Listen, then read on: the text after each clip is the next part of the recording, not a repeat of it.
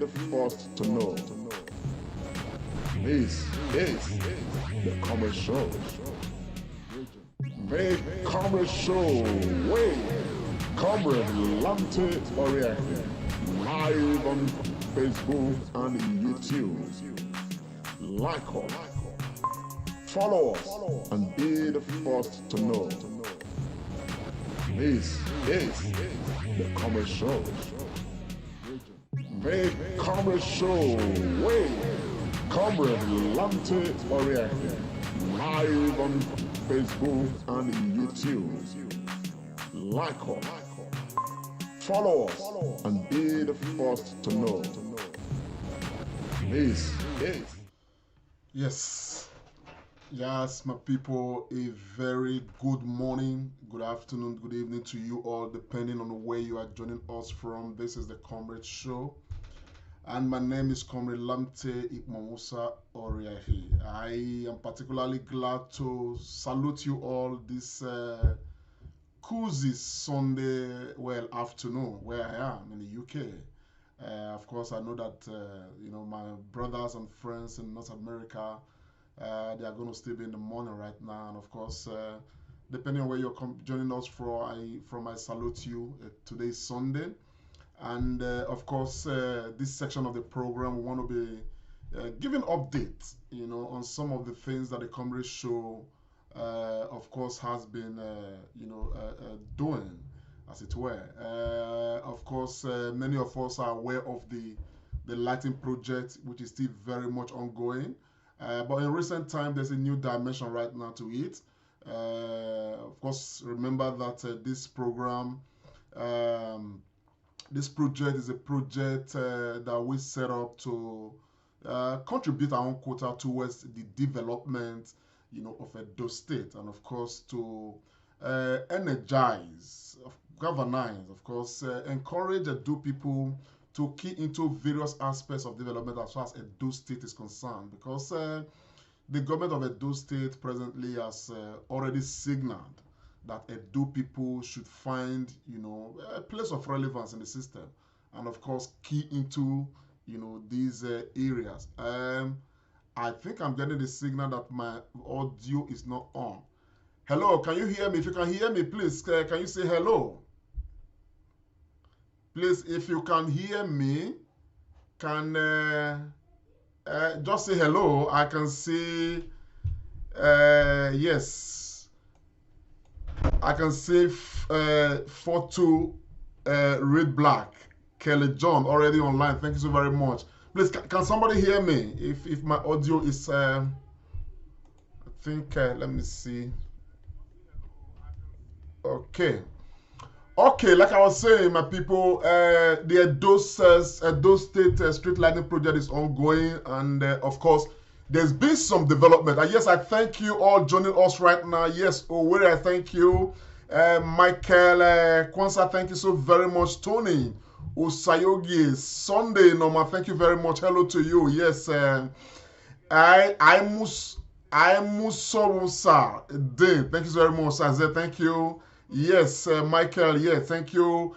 Pereman Butler, thank you. Kelly John, thank you very much. Thank you, Saro Kings. Duk Bolo Samuel, thank you. Osaro Igbini Jesu, yes, Imagil Igbini Jesu. Sunday Norama, thank you so very much, guys, for joining. Help share the broadcast. Let's get some numbers together. Something beautiful is happening, something dynamic. Edo State is moving forward on our collective account. We are not waiting for government alone to do it.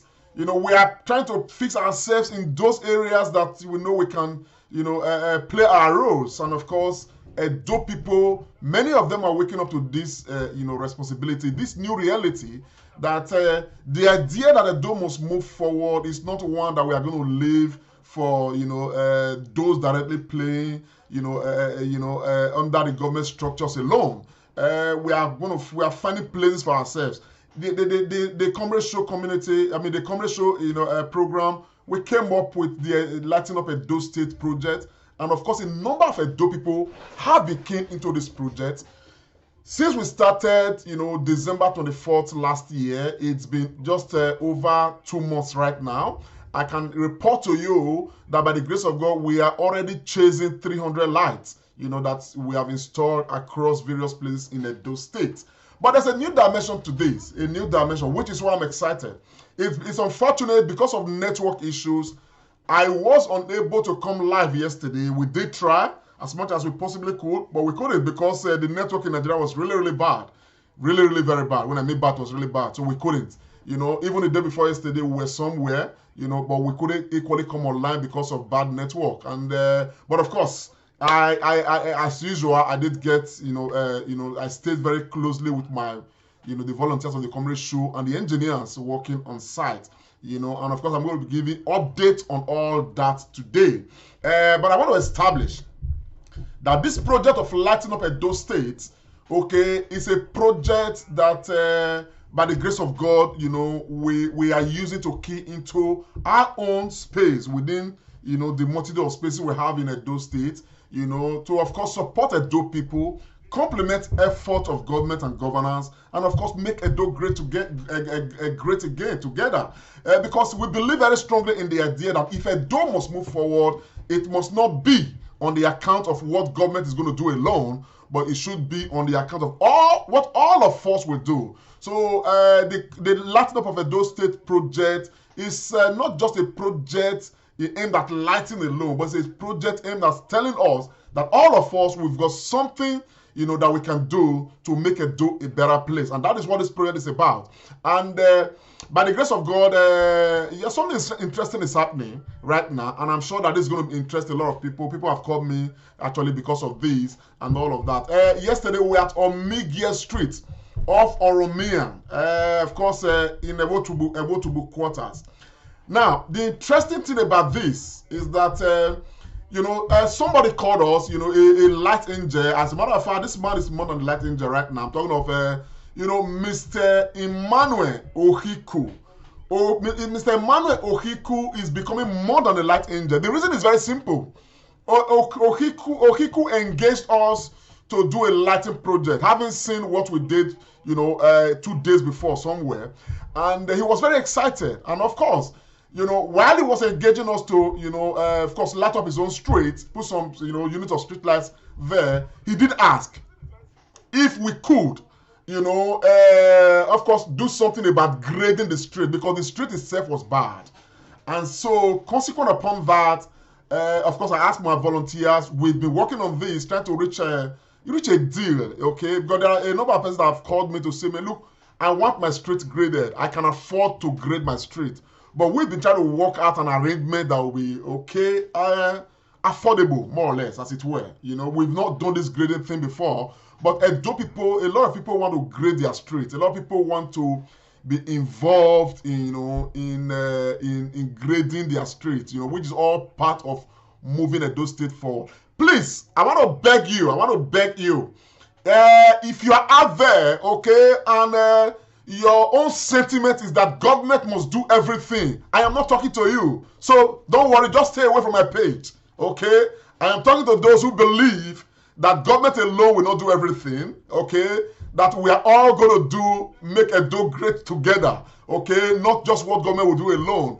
And that if you believe very strongly too, that the effort that we must put in, is effort that will complement what government is going to be doing, and of course, what all of us will do collectively, then you are welcome to be part of this program. And so don't just bother, don't write stupid or silly comments, don't bother, I'm not talking to you, I'm talking to those who will be on the same page with us and all of that. But the excitement in this is that yesterday outing by the Comrade Show team was not just about lighting up the area, but it was equally, providing the service of, some filling and grading, the road. I'm going to be speaking with one of my, one of my volunteers, Comrade Amedi Omerige, who will be throwing some light into all of this. But before he comes on, I'm going to be showing you some, footages of what happened. But before we go that, we do that,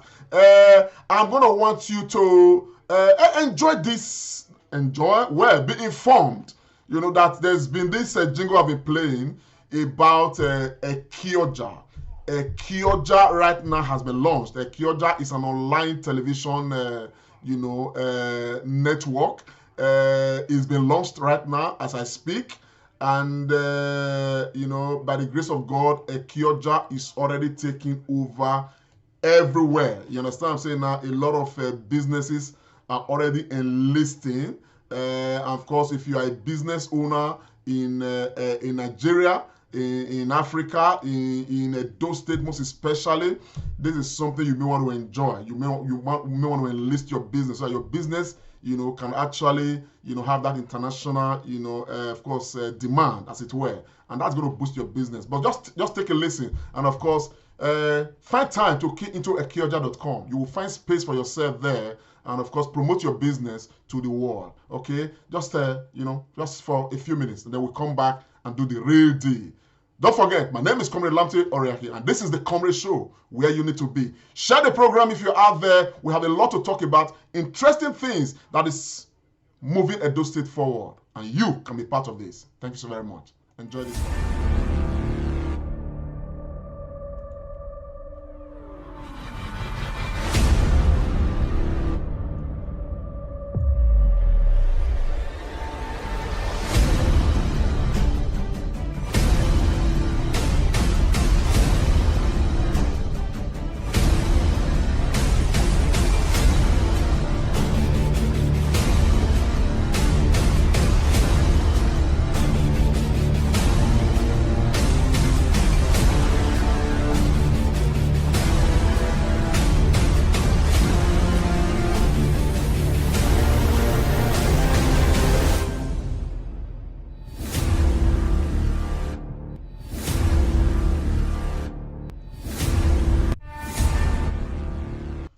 Okay, yes, my people, that is Kioja, Kioja.com. It's already live, and all we've got to do, is if you are a business owner in Nigeria, you live in Edo State, wherever you live, you can be part of this project, as it were. So let's quickly zero down to what happened yesterday.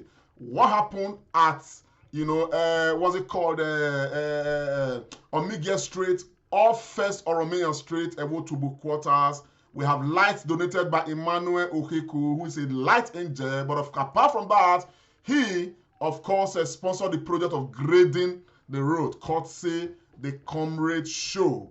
And of course, we're going to be, seeing some excerpts of this. But in the meantime, I want to show you, I want to introduce you to this very arrangement. Come on, let's go now with, of course, the voice of, Comrade Ameye D. Omerigi. Yes. Hello, good afternoon, good morning, good evening from wherever you are across the globe. This remains the unmistakable voice of Comrade Ameye D. Omerigi of the Comrade Show. And we are right here at Omega Street, where we have come to Sanfield the road and grade the road and other adjoining streets. And I am here with the Ojonwe of the street, who is going to tell us how he feels tonight. And we are equally going to be installing solar power street lights in this street today. So hear the voice of the Ojonwe. Yes. Good morning or good afternoon. I'm Mr. Agwagi of Ojonwe Omige. So we want to upgrade our road now. They don't want to wait for us. So they want to bring a street light. So we will enjoy it. Everybody will enjoy it. So they will do one for us well. So thank you very much, Ojonwe. And this is the donor of this project is Mr. Emmanuel Okeku. Thank you very much as we go on sightseeing. Thank you. Yes, we are live at First Oromiyan and Omige area in between the boundary of Ogida and Ewotubu, where the Comrade Show have come to start up the grading of the streets. And this project tonight is sponsored by Mr. Ima Oiku. We thank him very much. He's the donor. He has made this possible. He has equally lighted up Omega Street with solar power street lights. This is the ongoing road grading and filling project of the Comrade Show. As you can see, erosion and bad roads, gallop on the street will be a thing of the past now in this area. Thank you very much.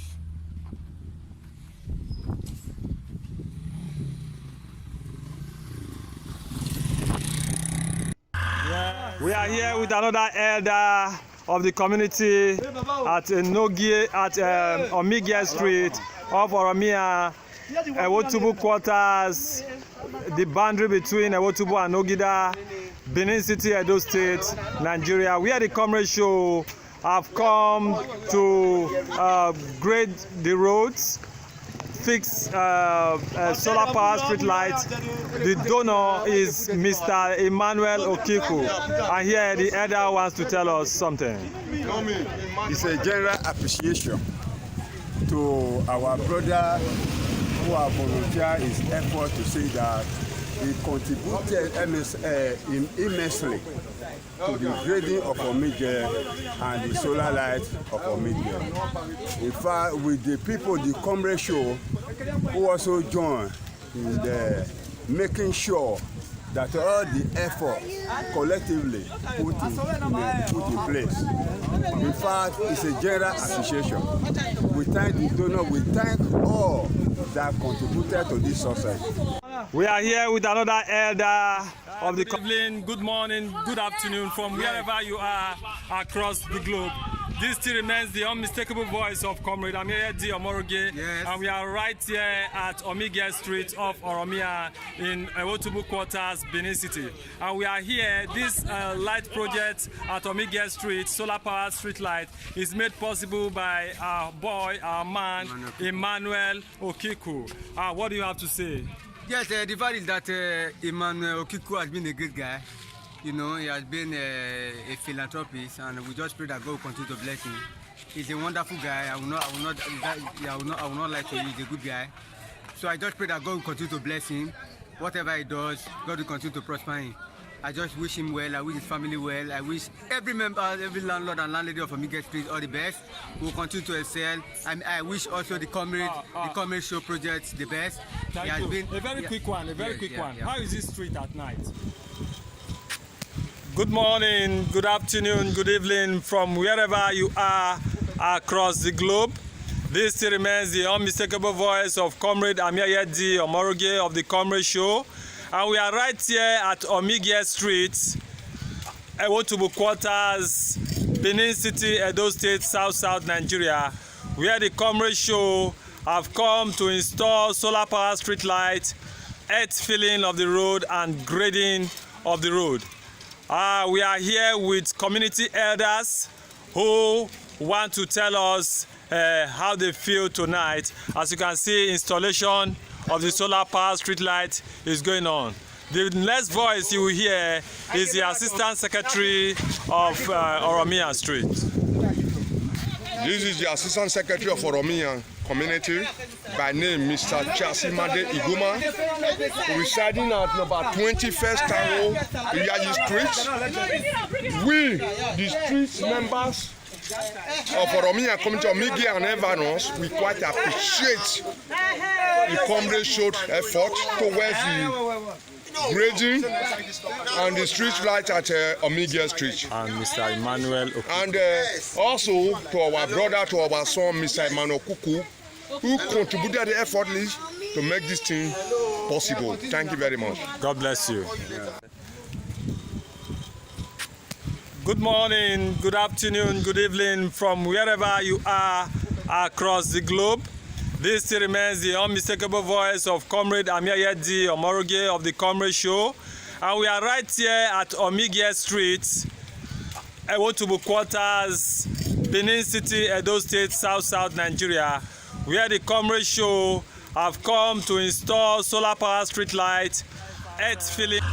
First Oromia and Omigie area in between the boundary of Ogida and Ewotubu, where the Comrade Show have come to start up the grading of the streets.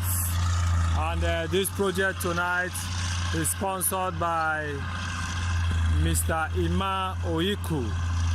We thank him very much. He's the donor. He has made this possible. He has equally lighted up Omigie Street with solar power street lights.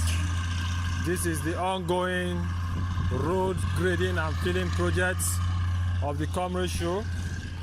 As you can see,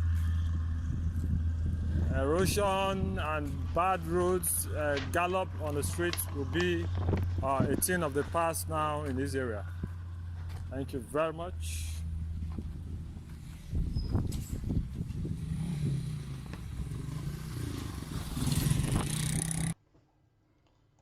So, Edo people, thank you very much. Of course, I've been showing you excerpts of what has been happening, and of course, this is what the image now look like. As we speak, I am equally working to get Comrade Amedi Omorege to set him up so we can have a chat with him, because Edo is already moving forward, and of course, Edo is moving forward on our collective account, and this is actually what the whole program is all about. Please give me a moment to quickly, connect with Comrade Amedi Omorege so we can interview him, and of course get to know exactly what this project is about. But I want to thank every Edo person who's been part of this process. I want to thank particularly Emmanuel Ohiku, who expressed confidence in the Comrade Show, and of course gave us this job of grading and filling the area and all of that. But we're going to be having a chat with Comrade Amedi Omorege. Comrade, are you ready for us, sir? Very ready, very ready. A very lovely good morning, good afternoon, good evening to all our viewers across the world. Thank you, Comrade. Thank you so very much. It's nice to have you on, bro. Yes, yesterday, tell us what happened yesterday. Just, in your words. Yes, yesterday was indeed a very wonderful moment for us in the Comrade Show, because it took another twist. We added another feather to our already very growing image as we embarked on sand filling and grading, also in addition with our ongoing solar powered electrification of street lighting. We did grade and sand fill Omigie Street off Oromia in the Wotubu quarters. We equally went to Taiwo Avenue and graded Taiwo Avenue. We went to the long stretch of First Oromia. We graded it. We equally went to Ogemudia Street. Ogemudia Street is off Igbinadua off Sloko Road, which was equally graded. When we got there, they were happy to say, state government has remembered us. Very well. This is also trying to complement the efforts of government in our own little way. And this was made possible by our brother and our friend, Mr. Emmanuel Oyiku. Thank you. Thank you very much. Of course, the reason why we mentioned, Comrade Ameye mentioned the adjoining streets and everything, I will explain that to you later. But I just want to, have a panoramic discourse with, Comrade. Comrade Ameye, now, when you got to the area yesterday, you and the team, the volunteers, and of course the engineers, what was the feeling of the people like? Because I understand that. Omigie Street before now, was not really a place you want to go through at night because of, some bad things happening around. So how did they feel, coming with this grader and of course the solar power street lights? Yes, the first thing that went out of we are losing your voice, Comrade. Okay, Go ahead the now. first Okay, thing we can that hear you. the first Go thing ahead. that went out of the lips of people was, we hope it's because of this local government election that is around the corner. These politicians have started again. We believe that this should be the presence of politicians. Then we have to make them know that is just an ordinary citizen that also feels your pain and thinks that government is trying, but we also as individual need to complement government effort. They were so excited, so excited. From the clip you have just showed, you can see how excited the elders, the youth in that community was. Thank you. Beautiful, beautiful. So at the end of the day, for you who is a part and parcel of the Comrade Show, and who is leading this project, on the ground. I mean, how do you feel about the whole effort so far? I feel so elated. It's always been my dream to render service to humanity. Yesterday was just like another icing on the cake. I feel so elated to be a part of history, to touch the lives of people. I was so elated, myself and the rest member of the team. We are so happy with the outcome yesterday. Beautiful. Comrade, just stay there. I let me quickly inform our people. Edo people, I wanted to just quickly, give us, just here and there idea of what happened yesterday. Okay, before we go into, some nitty gritty.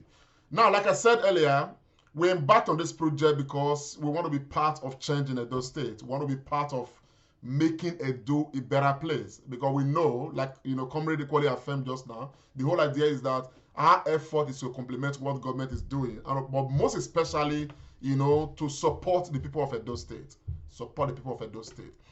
We have been on this project of lighting up Edo State. Okay, it's been the main project. Okay, but along the line, okay, we've had a lot of people call to say, I'm going to be reaching those persons individual that have called me previously to say, man, I'd like to, grade my street. I like to fill my street because it's not passable. It was exactly the same case with Omega Street. You understand what I'm saying now? And all of that. And so when we were contacted to light up the street, the man just said, okay, could you guys equally, do something about the street itself, by way of filling and grading and all of that. And we left, to try to verify what it's going to take to get that happen. And we've been on it though, you understand what I'm saying, and all of that. So what we got, I'm going to explain why, we did not just touch only on Megia Street. We went around various other streets around. What we got from the engineers, okay, that the graders and all of that, they told us that they don't just give price per street. Okay, their pricing is per hour, which is like, on a daily basis. They work 8 hours a day, okay? So we pay for 8 hours a day, okay? And they start work. So if it is 100 streets they can grade in 8 hours a day, then that's it. So these other streets, okay, mentioned by the comrade earlier, like, what's it called, Ogemudia Street, Taiwo Street, or Romania Street, they were not part of the plan, okay? What we set out to do was actually Omega Street, okay? But Omega Street was done in less than 2-3 hours, as it were. So there was not the need, to now ensure that, we were able to utilize the 8 hours judiciously. There was not the need for the team to now go around to the adjoining streets, of Omega Street, and of course, equally, try to, level them. Today, as we speak right now, the street is motorable, everywhere is now straight, you understand? People are happy, everybody's happy. That is the major part of the matter. You understand what I'm saying now? And so, this in itself, for us, we are already, entering an MOU with, of course, the contractors, the graders, and all those people. You understand what I'm saying? And so that in future, when we have people who express interest to want to grade their streets, to support their community, complement the effort of government. Okay, of course, we know that we have the people already on ground, just like we have having with the street lighting project, as it were. You understand what I'm saying? So that is how this matter came to, you know, the way it is. You understand what I'm saying now? So to hire these people, we pay for 8 hours. You understand the picture of what I'm saying now? And you know, having paid for 8 hours, okay, they can actually come to your place, and your own street is less than 3 hours, less than 4 hours, just like Omega Street. It therefore means that we can actually touch some other streets. The beauty of this is that if you are able to touch 100 streets, touch 100 streets. At the end of the day, we are helping to make Edo a better place for all of us. And that is the beauty of it. You understand the picture of what I'm saying now? So I want to encourage every Edo person out there who is willing, who's got the means, who knows and believe that, you know, he or she can be part of this progress that Edo is experiencing right now. Not from the perspective of government, but from the ordinary Edo person. And this is what this whole thing is about. The ordinary Edo man, the ordinary Edo woman, they are the ones making the change. They are the ones who are becoming the light angels. You understand what I'm saying? And we are elected, we are glad, we are happy, because on the collective account of everybody, Edo is moving forward. Irrespective of all the, you know, hula baloo about, oh, this there, that there, that there, that there. Gradually, we are moving forward. We have crossed the threshold of 200 lights so far since we started. We are not chasing 300, you know, lighting that we have provided across Edo State. We did not manufacture these lights. We did not donate all of these lights. These lights were donated by you who is watching me right now, by your colleagues, by your friends, by people like you, and all of that. And so all we are saying is, let all of us join together. There is somewhere, there's something you can key into to help make Edo a better place for all of us. Because at the end of the day, some people have called me and said, man, Lante, why are you doing all of this? What's your business with this? What's your business with that? This is supposed to be done by government. Look, man, look, I grew up in that land. You know, many of us did. We were born in that land. There has never been a vacuum. There has always been government. Why is that land still like that? The reason why that land is still like that is because we all have folded our arms waiting for everything to be done by government. And we have seen government have come and gone. And we have seen the massive corruption that have been taking place in government. Thank God we have Governor Obaseki right now, who is trying to, you know, reset the clock. You understand what I'm saying now? But previously, it's been massive corruption. You understand what I'm saying now? All of this probably ought to have been done many years ago, but none of these things have been done because we have consistently had political leaders who don't care about us, who don't care about the people. You understand the picture of what I'm saying now? Even where I live in the UK, okay, government actually doesn't do everything. The people still have to key into the areas they have to key. I consistently say this, and this is true. You understand? I pay a monthly subscription to support ambulance services in the UK. And so many other things that people pay to support like that. And so these are part of the things that actually, you know, motivated us from the commission. So, man, if we can be part of, you know, contributing to societal development in the UK and of course in other parts of the world, why can't we do same about our own place, about Edo State, about Nigeria, as it were by extension? You understand the picture I'm saying? This is why we are doing what we are doing. So don't get carried away by people saying, oh, it must be done by government, must be done by government. Everything cannot be done by government. When you estimate, you know, how much money comes into Edo State, you know, on a yearly basis, you know, and you look at the multitude of work that is supposed to be done in Edo State, you will know that a place like Omega Street may not be visited by government in the next 10 years. Okay, in the next 5 years and all of that, coupled with, you know, if we are not lucky, we now have government, you know, that is riddled with corruption. You understand the picture of what I'm saying? So at the end of the day, let us do our own bit to move Edo State forward. On the Comrade Show, right on this program, we talk, we criticize governance, we criticize a lot of things, but we want to be part of the doing, you know, to making our place a better place for all of us. This is why this project is what it is and all of that. But before I come back to Omega Street, 2-3 days before Omega Street, we were somewhere, okay, and I'm going to place the soundbite, okay? We're going to provide lighting there, you know, somewhere. You know, but let me just show you some clips of the outcome of what this place have become, okay? This is a night view of, you know, the place we were previously. And our comrade is going to talk about it. This is a night view of it currently, as it were. This place used to be very dark, but what you can see right now, okay, it's a huge change. This area is Yekok backwaters. Okay, this project was not done by anybody. It was done by the Comrade Show, but you know, with the collaboration of Edo people all across. You understand what I'm saying now?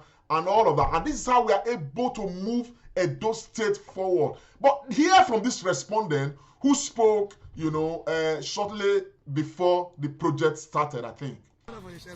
Good morning, good afternoon, good evening from wherever you are watching across the globe. This remains the unmistakable voice of Comrade Ameyedi Omoroge of the Comrade Show project. And we are right here at Ohoromi community where we have come to install solar power street lights. And I'm here with a respondent who wants to tell us how this area used to be and the experience they will have tonight. Thank you. Wow, good day everybody. We are very grateful for this street light that has been brought to our street today.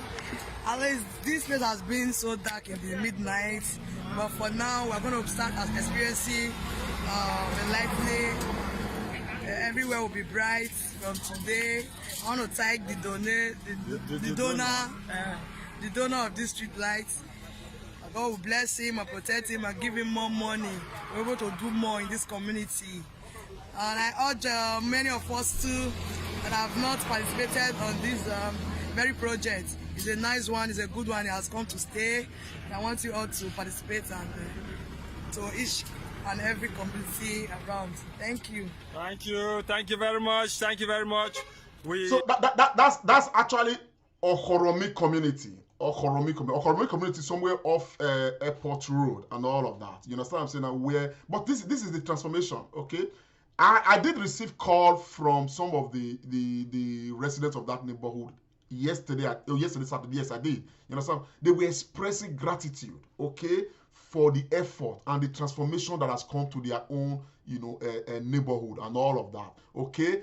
Look, the next clip I'm showing you right now, okay, this is Anigboro Street, okay? Till this day, we did Anigboro Street, I think last month. Till this day, Anigboro people are still calling to express gratitude, to pray, okay, and all of that. And look, we are happy because at the end of the day, I keep saying that if you put a light somewhere, a street light somewhere, you have brought change to that particular spot. Imagine you put 10 street lights, 15 street lights, 20 street lights. You understand the picture I'm saying now? At the end of the day, gradually, step by step, okay, we are just bringing change to Edo State, and that's what this project is about. So let me go back to Comrade Ameyedi Omoroge, the head of the volunteer team of the Comrade Show. Comrade, yes, Ohoromi, what was the experience with Ohoromi? So, Ohoromi, with the Ojowe of Ohoromi community, who was so elated that this kind of development could come to Ohoromi community. You know, the youths, we are equally very happy to see us in their area, and the Ojowe received us in a very lavish manner. I would reserve that. yeah. So it was a very beautiful experience at Ohoromi. Thank you. Well, received you in a very lavish manner where those are the fringe benefits. There is no doubt about it. Of course, we acknowledge all of that, you know. So Edo people, let me quickly, you know, state, you know, that lighting up, you know, Edo State projects, which we started some time ago, is a collective arrangement, and we are hoping that people will key into this project. We cannot wait. There is no waiting, because at the end of the day, Edo has to move forward. But importantly, I like us to understand that Edo moving forward must be on our collective account. We will not wait. I will not stand to say if government not do, we not go do. Let's not do that. Let us look at areas we can key into. It is not just about lights alone. You understand? There are so many areas. You understand what I'm saying, that we can key into. We can make some change to make Edo a better place for all of us. Because at the end of the day, government will come and go. Edo State will remain. Okay, this is one area. When you look at this one now, okay, we did not put these lights on electric pole. These lights, I mean, the poles you are seeing right now, we provided this pole ourselves. You understand? This is an area where we provide 18 units of street lights. 18. Donated by somebody who wants to remain anonymous. And I thank him, a brother from America. You understand? So these lights are standing. The man is happy. As a matter of fact, the man has called to say he wants to expand the program. You understand what I'm saying? Now, as soon as he gets back to the United States, he wants to ensure that he expands this program. What you see right here is 18 standing lights. Okay, we did this project, you know, this is last month. You understand what I'm saying now? The fact, the transformation that this project brought to that area, okay, is monumental. And the people are happy. You understand? And that is what this whole project is about. You understand what I'm saying now? Because transforming the land, making Edo a better place for all of us. That is why we came up with this project. And that is why people are keen into this project. And that is why I am sounding right here, say, you who is watching right now can equally key into this project. Let us do. People have called me. The other time we were at Igwebe, okay, to equally install lights there. People have called me. They want to light up Uromi, okay. We are already looking at taking some inventory out and to look what is going to take us to light up Ugbogiobo. Look, let's not wait. Let's not wait. The government of Edo State has promised to provide lights, okay, that will span, put together, several kilometers, up to 40 kilometers. But we equally know that these ones will be targeted majorly at some of those, areas that are major streets, flashpoints and all of that. They may not include your own streets. So if you are there and it does not cost you anything to blow £100 or $100, you understand what I'm saying now, for drinks or to entertain and all of that, and you have spare, okay, of 45,000 naira to support with one light, please don't let it be too much. The beauty of this program is that when you donate a light is 45,000, is solar powered for those who may not be aware. When you donate a light, the way we give back our own report is to inscribe your name on the lights you have provided. Now, if you are donating to our own expanded state program, because we are constantly identifying flashpoints, hotspots, areas that are a bit hot spots to criminality, as it were, and putting 5 lights, 2 lights, 3 lights, you understand what I'm saying? Constantly, people are donating those lights. And there are those who are saying, look, I want to donate light to my street. I want to donate light to my community. We want to combine efforts to donate light to our own communities. Look, we are open to all of them. We have been doing all of that. Your 5 lights, 10 lights for your own street, the place you grew up. Somebody had called me to say, man, in May, they want to honor their own father. You understand what I'm saying? They want to remember their father and they want to light up the streets where their father was Odionwere. So what are you actually doing? You have an aged mother who is somewhere. Donate some lights to her streets. Courtesy you, your name is written there. She's happy, the entire community is happy, and everybody's happy. But ultimately, Edo State is moving forward on your own account as well. Not just, so when people are talking, sometimes before you even come out to say, okay, oh, what has government done? What has government not done? Ask yourself, what have you done as an individual? Ask yourself. Comrade is here now, Comrade Omerege, he can boast and beat his chest to say, I have been contributing. I can boast and beat myself. Can you? Can you? To be honest. Because at the end of the day, the government, that many of us talk about sometimes, okay, they are from amongst us, individuals like us. You understand what I'm saying now? Some of them have failed woefully. There is no doubt about it. We are not going to hide that. You understand the picture of what I'm saying now? We keep appraising. You understand? But while we have government, and we expect government to do the much government should do, and we are holding government accountable for what government should do, there are those things that we can do that we don't expect that government will reach immediately because of the other things that government is doing, for instance. Then we should start. The other day I saw a footage of some young guys at Aduwawa. Okay, they were clearing debris from what's it called, the gutter and all of that. And I was happy. It was a selfless service by these people. And I think that Edo people can actually embrace this like that more. Edo State right now, you know, one of my colleagues took a camera around some parts of Edo State. I was amazed. Everywhere is so dirty. We just, you know, throw things around. You understand? We don't understand the importance of keeping the environment a bit clean and all of that. This can be a project that you can take up. All of them will be part of making Edo State become a better place for all of us. The whole agenda is that Edo has to be better for all of us, but it has to be on our collective account, not a matter for one local government chairman, not a matter for the governor of Edo State, not just a matter for a councillor alone.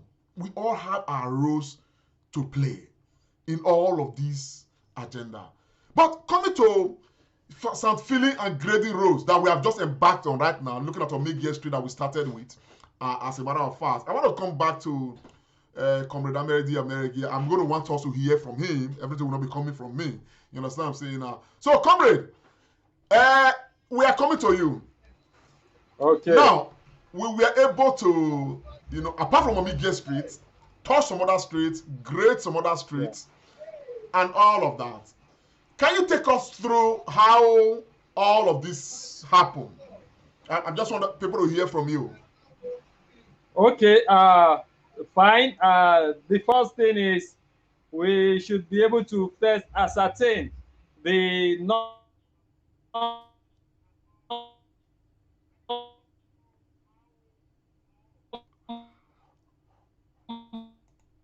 We may be having a technical glitch right there. Comrade, we barely hear you. Win for the place.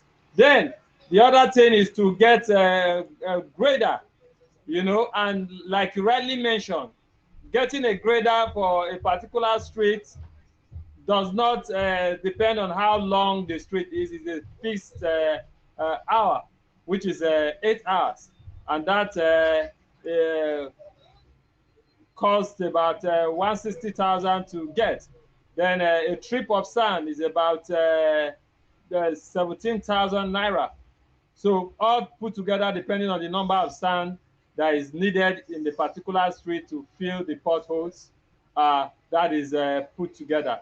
So that is the way to go in terms of sand filling and grading of roads. Okay, thank you very much. You know, just to expatiate on that, you know, for those who may be interested, you know, your street is you want to sand fill parts of it and grade it. This is actually what we got, you know, for this our brother, Mr. Emmanuel Ohiko. Emmanuel Ohiko. Yes, what we got for him. You understand what I'm saying now? We got the grading for 160,000 naira. For it, they said they don't calculate by street, they calculate by hours. Okay, that as soon as they put on their engine, it starts counting. As a matter of fact, the figure they gave us was 180,000. You understand? But we're able to beat it. You understand what I'm saying? And then I said, okay, they could give us, you know, for 160 and all of that. You know, and we are still hoping. And well, that's what the arrangement is at the moment, but we are hoping that we want to have multiple options. Probably this is something that we may even get a bit less if we could and all of that, but we want to make it as easy as possible. We want to make it as affordable as possible. This is important. It's just like this lighting matter we are doing now for 45,000 naira. There are lights for 300,000, for 280,000, for over 100,000 and all of that. But we know that there is no way we can come and, you know, beat our chest and start telling people that, you know, come and light up your area with 1 unit of light being 200 and something thousand naira and all of that. So we're able to, you know, reach this arrangement to have this 200 watts, you know, per unit. You understand what I'm saying? At this rate, and that's why we are able to, you know, make the announcement, and a lot of people are able to key into it because for the 5,000 naira, you know, going by the standard of how wayward our currency has become, it's not too much. You understand what I'm saying? And one aspect, one thing we reached with our what's it called, engineers, is that this price will not change, you know, for the next 1 year. That's the MOU we have. So no matter how beaten and battered Nigeria economy is, we expect, you know, our lighting, you know, price to be the way it is. After 1 year, we are going to renegotiate our MOU and see what happens. You understand what I'm saying? But for now, the unit of our street light is what's it called? 45,000 naira. You understand what I'm saying now? Now for the grading, okay, they said they don't calculate by street. They are not interested in the streets. They are calculated, you know, by day, and their daily job is 8 hours. Now, as soon as they kickstart their engine, the 8 hours starts counting. Now, what that does is that for several streets, okay, it may not take them more than 4 hours to grade a stretch of streets, as it were, and all of that. You understand what I'm saying? Just like on Omigia Street, it didn't take them too long to grade it. You understand what I'm saying now? Then they started entering adjoining streets. You understand? And they started grading and working on some other adjoining streets and all of that. And that was what we had for, you know, Odegia Street. Those streets they entered, they were not pre-planned. We didn't have them in our plan. We're going to do Ogemudia Street, we're going to do Taiwo Street or Romean and all those things. The target was Omigia Street. But at the end of the day, it just in less than 4 hours, less than 3 hours, Omigia Street was already done. You understand the picture of what I'm saying? So grading for 8 hours, according to this service, is 160,000 naira. Okay. Now some of these streets will now require, okay, that, you know, we sand fill some parts of them. You understand? And of course, we are able to get that for about 17,000 naira for the sand filling. So if you are planning, you know, to have an arrangement like this for your own street, okay, and you want to you know, engage the Comrade Show to help facilitate this is what the picture is. I have a number of persons already you know, listed. They've been talking to me about this a long time. I'm going to just let them know, okay, we now have an arrangement for that. If they are still willing to continue to, I mean, they'll go on with it. You understand what I'm saying now? So Edo people, we are not governing Edo State, okay? We are using what we have, okay, to support the growth of Edo State, to support development in Edo State. And the Comrade Show is a platform where we know that we have some number of followers, fairly okay followers, not very large. You understand? We can appeal to these followers who are lovers of Edo land. You understand what I'm saying? And these followers and those, you know, who believe in the Comrade Show have been helping to galvanize massive change in Edo State. Massive change in Edo State. You know, I sit here, I am proud as a person, I'm happy, okay? I'm glad because the lighting project you see, okay, that we are doing right now, we only just provided a platform for it to happen. Edo people are the ones making these things happen. You understand the picture of what I'm saying now? So that is why, you know, I appeal to you if you're out there, you understand, let's find something to key into to make Edo a better place. You understand the picture of what I'm saying now? Because at the end of the day, if this Edo must become what we want it to be, it has to be on our collective account, not on the account of a few persons. You understand? And that's what our project is about. And that's what we are talking about. You understand the picture of what I'm saying now? So I just thought, I ought to have been live yesterday while the grading was going on, you know, but because of technical issues, we could not connect. It was so difficult. We couldn't. There were even 2 days before when we were at Ohoromi community. You understand what I'm saying? Lighting up Ohoromi community. I couldn't join too because it was really difficult. You understand? Because there was no network, you know, to get us connected. So, Edo people, where we are, okay, some of us have gotten to a point, okay, where we know that the growth of Edo State is not dependent on what government will do alone. It's dependent on what all of us can do, you know. Let me ask Comrade, you are on the field. I am like the marketer, but you are the person who is the field guy with Comrade Thompson. Of course, we probably have you know, Faith and all of you guys on the ground. From what you see, what would you say, looking at the project, you know, this lighting project, what would you say You know, how would you, see Edo State if more Edo people begin to key into this project? What is your perception of Edo State in another 1 to 2 years? And those in a single sentence, and those states will look like Paris. The the It's our wish. the night view of Edo State will be so lovely and beautiful. Comrade, I must say this, that this is a long overdue. This is long overdue for us back in Edo State and in extension Nigeria. Lighting at night is not a thing that we should have been looking at now. But thank God we are taking the bull by the horn, and like you mentioned, in the next, if we continue with this rate, we are going, let's say, 150 or 200 lights per month. I think Edo State will be wow in the next 2 years. There is somebody who just sent me a message, a private message, and the person said, "Comrade, what is your business with all of this? Are you the governor of Edo State? Won't you allow the governor to do his job?" Some human being sending me that message right now, inboxing me, and all of that. Comrade, how would you respond to people with this kind of mindset? Well, it is expected.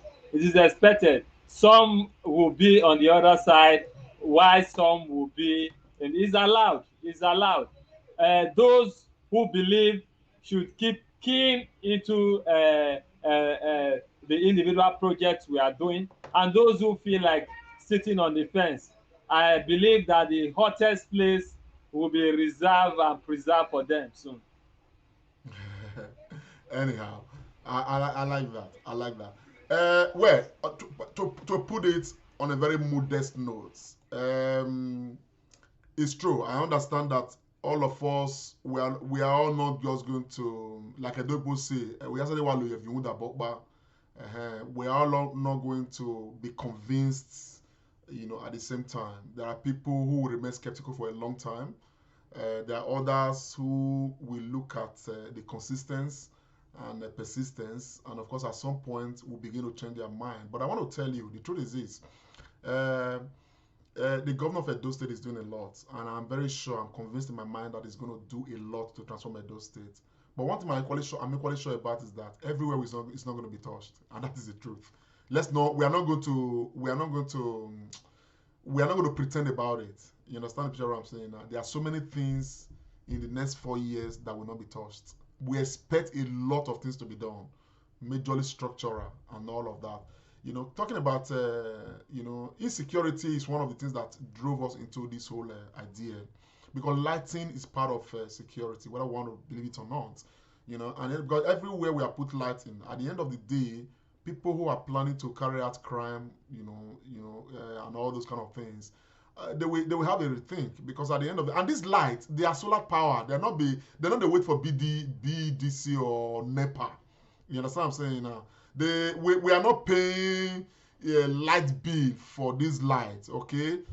So long as these lights are able to receive up to 2 hours of sunlight during the day, they can power through the night.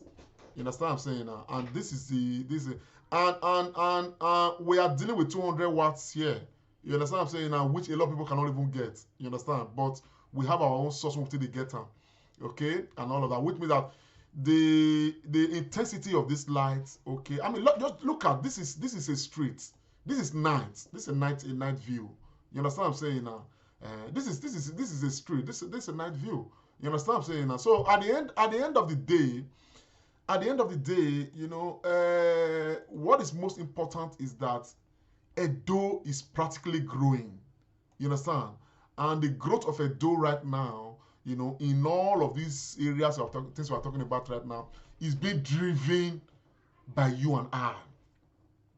So I don't want to, I have a choice to sit down to say, governor has to do everything. I have a choice to sit down, the local government chairman has to do everything he has to do, and all of that. But I'm no longer going to do that. I have done that many years, and nothing has happened. So many of these streets right now that have light, called say the Comrade Show, they didn't have light previously. If we didn't embark on this project, many of them would not have light even to today. You understand what I'm saying now? there's a street that my team of volunteers went to. They didn't allow them go. They cooked for them. They celebrated in the night. Can you tell us about that street? I don't know if I have that footage somewhere. I think I do have that. Can you tell us about that street, comrade? Yeah, they celebrated you guys into the night. Second Oromia. It happened in Second Oromia. It happened in this street opposite Oka Market. I can't place the name of the street now. You know, it's then there is another one at back of depot in Agbo Park. You know, that was street, I think. Yes, that was another heavy reception. Just so you know how the people feel. Just so you know how, you know, it makes them, you know, excited without feeling, oh, they've remembered us. They've remembered us.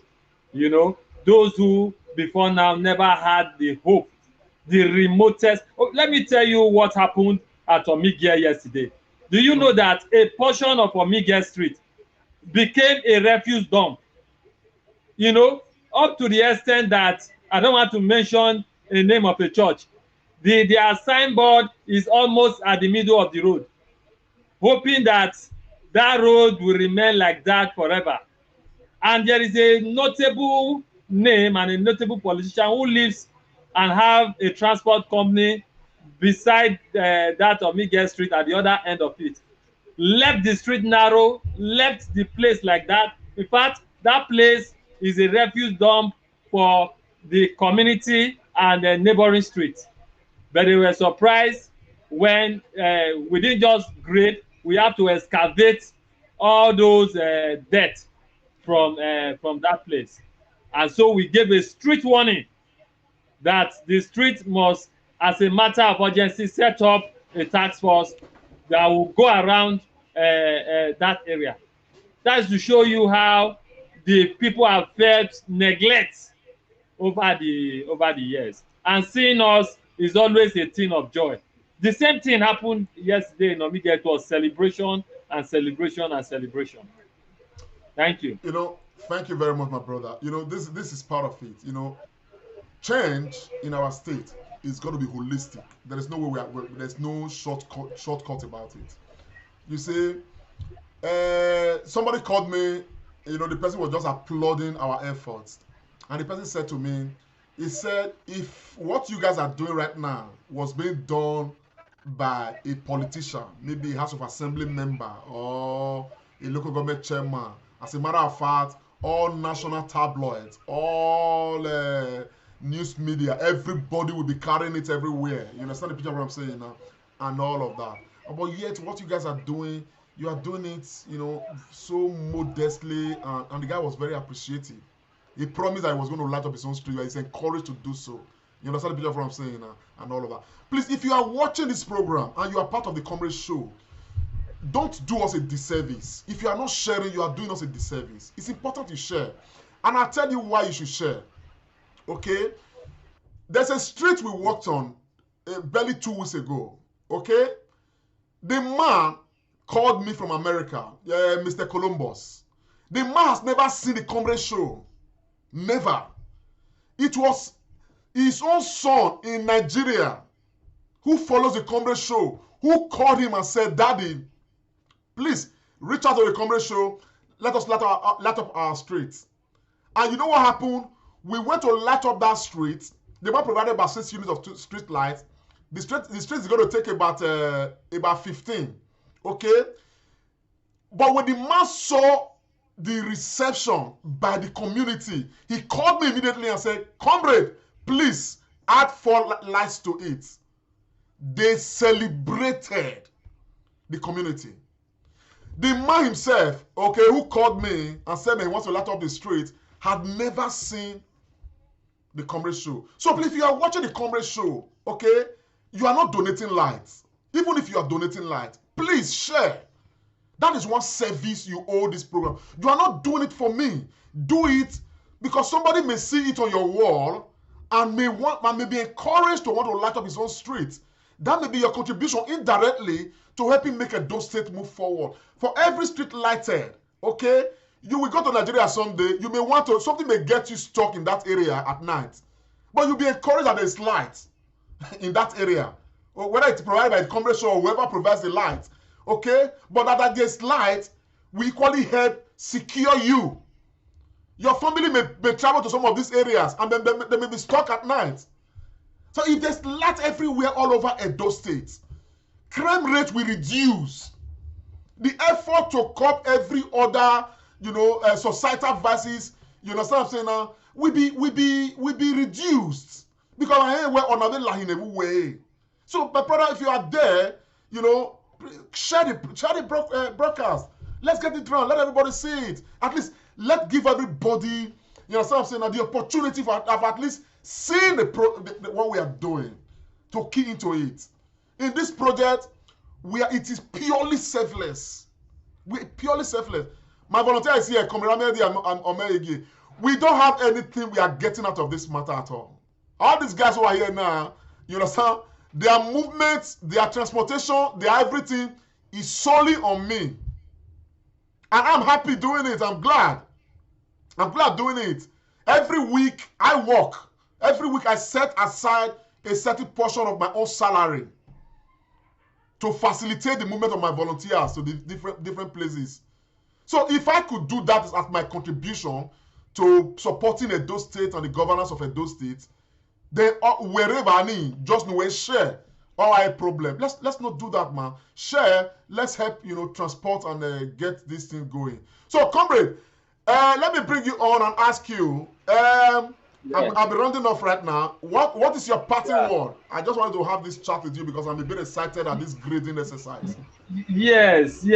I want to encourage every Edo indigene out there, both at home and in the diaspora, to key in your own little way. It might not be solar light, it might not be even grading. Just think of what you can do, your little contribution that you can do to see that a life is touched, to see that the story changes for good for us in Edo State. And of course, if it is good, we all will be proud of it. Thank you very much. God bless you, comrade. Comrade, look, I want to tell you that I am humbled.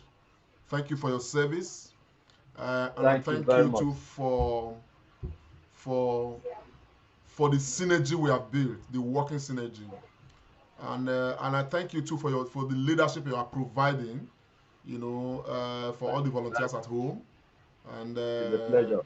For helping, for the sacrifice that you are making to ensure that this project goes on. Honestly, if it's to pay you, there is no way we can pay you. We can't, to be honest. I like everyone to understand this. The effort that my volunteers, the volunteers of the Comrade Show, they are no longer volunteers anyway. They are part and parcel of the Comrade Show. But the effort these guys are putting in is massive, to be very honest. These guys, day and night. You understand what I'm saying now? They have what they do. You understand what I'm saying now? They have their own daily bread they pursue on a daily basis, but we work out time and everything. They make sacrifices, sometimes they inconvenience themselves. This man's wife just gave birth to a new baby. You understand what I'm saying? On the same day the wife was giving birth to a new baby, he was to travel to Igwebe for lighting. You understand what I'm saying? He had no option. He looked at it, okay, sorted that part of his own wife's matters and all of that. And the man, made arrangements. You understand what I'm saying? Couldn't travel, but he had to oversee another project we're doing on that same day in Edo State and send another member of the team to go to Igwebe, inconveniencing himself seriously. So publicly, I want to express gratitude to you guys for helping us, helping the Comrade Show, helping everybody to be part of this project to make Edo a better place. Thank you so very much, my brother. Thank you. I'll talk to you later. We are working again on Wednesday. I'll give you all the details when I give you a ring later. My regards to your wife and children. They will hear. Thank you. Welcome, my brother. All right, bro. So, Edo people across the world, that is how it is. It's been the Comrade Show. I just said I want to give us this, this whole picture of what has been happening. For us within the last 1 week and all of that, we provided lights in several places. And of course, we have equally, embarked on road grading. You understand what I'm saying? And I'm thanking our friend, Mr. Emmanuel Okiku, who made that donation. Of course, I want to play this sound back just to hear what some of the respondents, were saying in their response to the transformation that has come to their community at Nogie at Omigia Street of Oromia, Ewotubu quarters, the boundary between Ewotubu and Ogida, Benin City, Edo State, Nigeria. We are the Comrade Show have come to grade the roads, fix solar power street lights. The donor is Mr. Emmanuel Okiku, and here the elder wants to tell us something. It's a general appreciation to our brother who have volunteered his effort to say that he contributed immensely to the grading of Omige and the solar light of Omige. In fact, with the people, the Comrade Show, who also joined in the making sure that all the effort collectively put in place. In fact, it's a general appreciation. We thank the donor, we thank all that contributed to this success. We are here with another elder of the community at Nogie at Omigia Street of Oromia. Of the road, grading of the road. We are here with community elders who want to tell us how they feel tonight. As you can see, installation of the solar power street light is going on. The next voice you will hear is the Assistant Secretary of Oromia Street.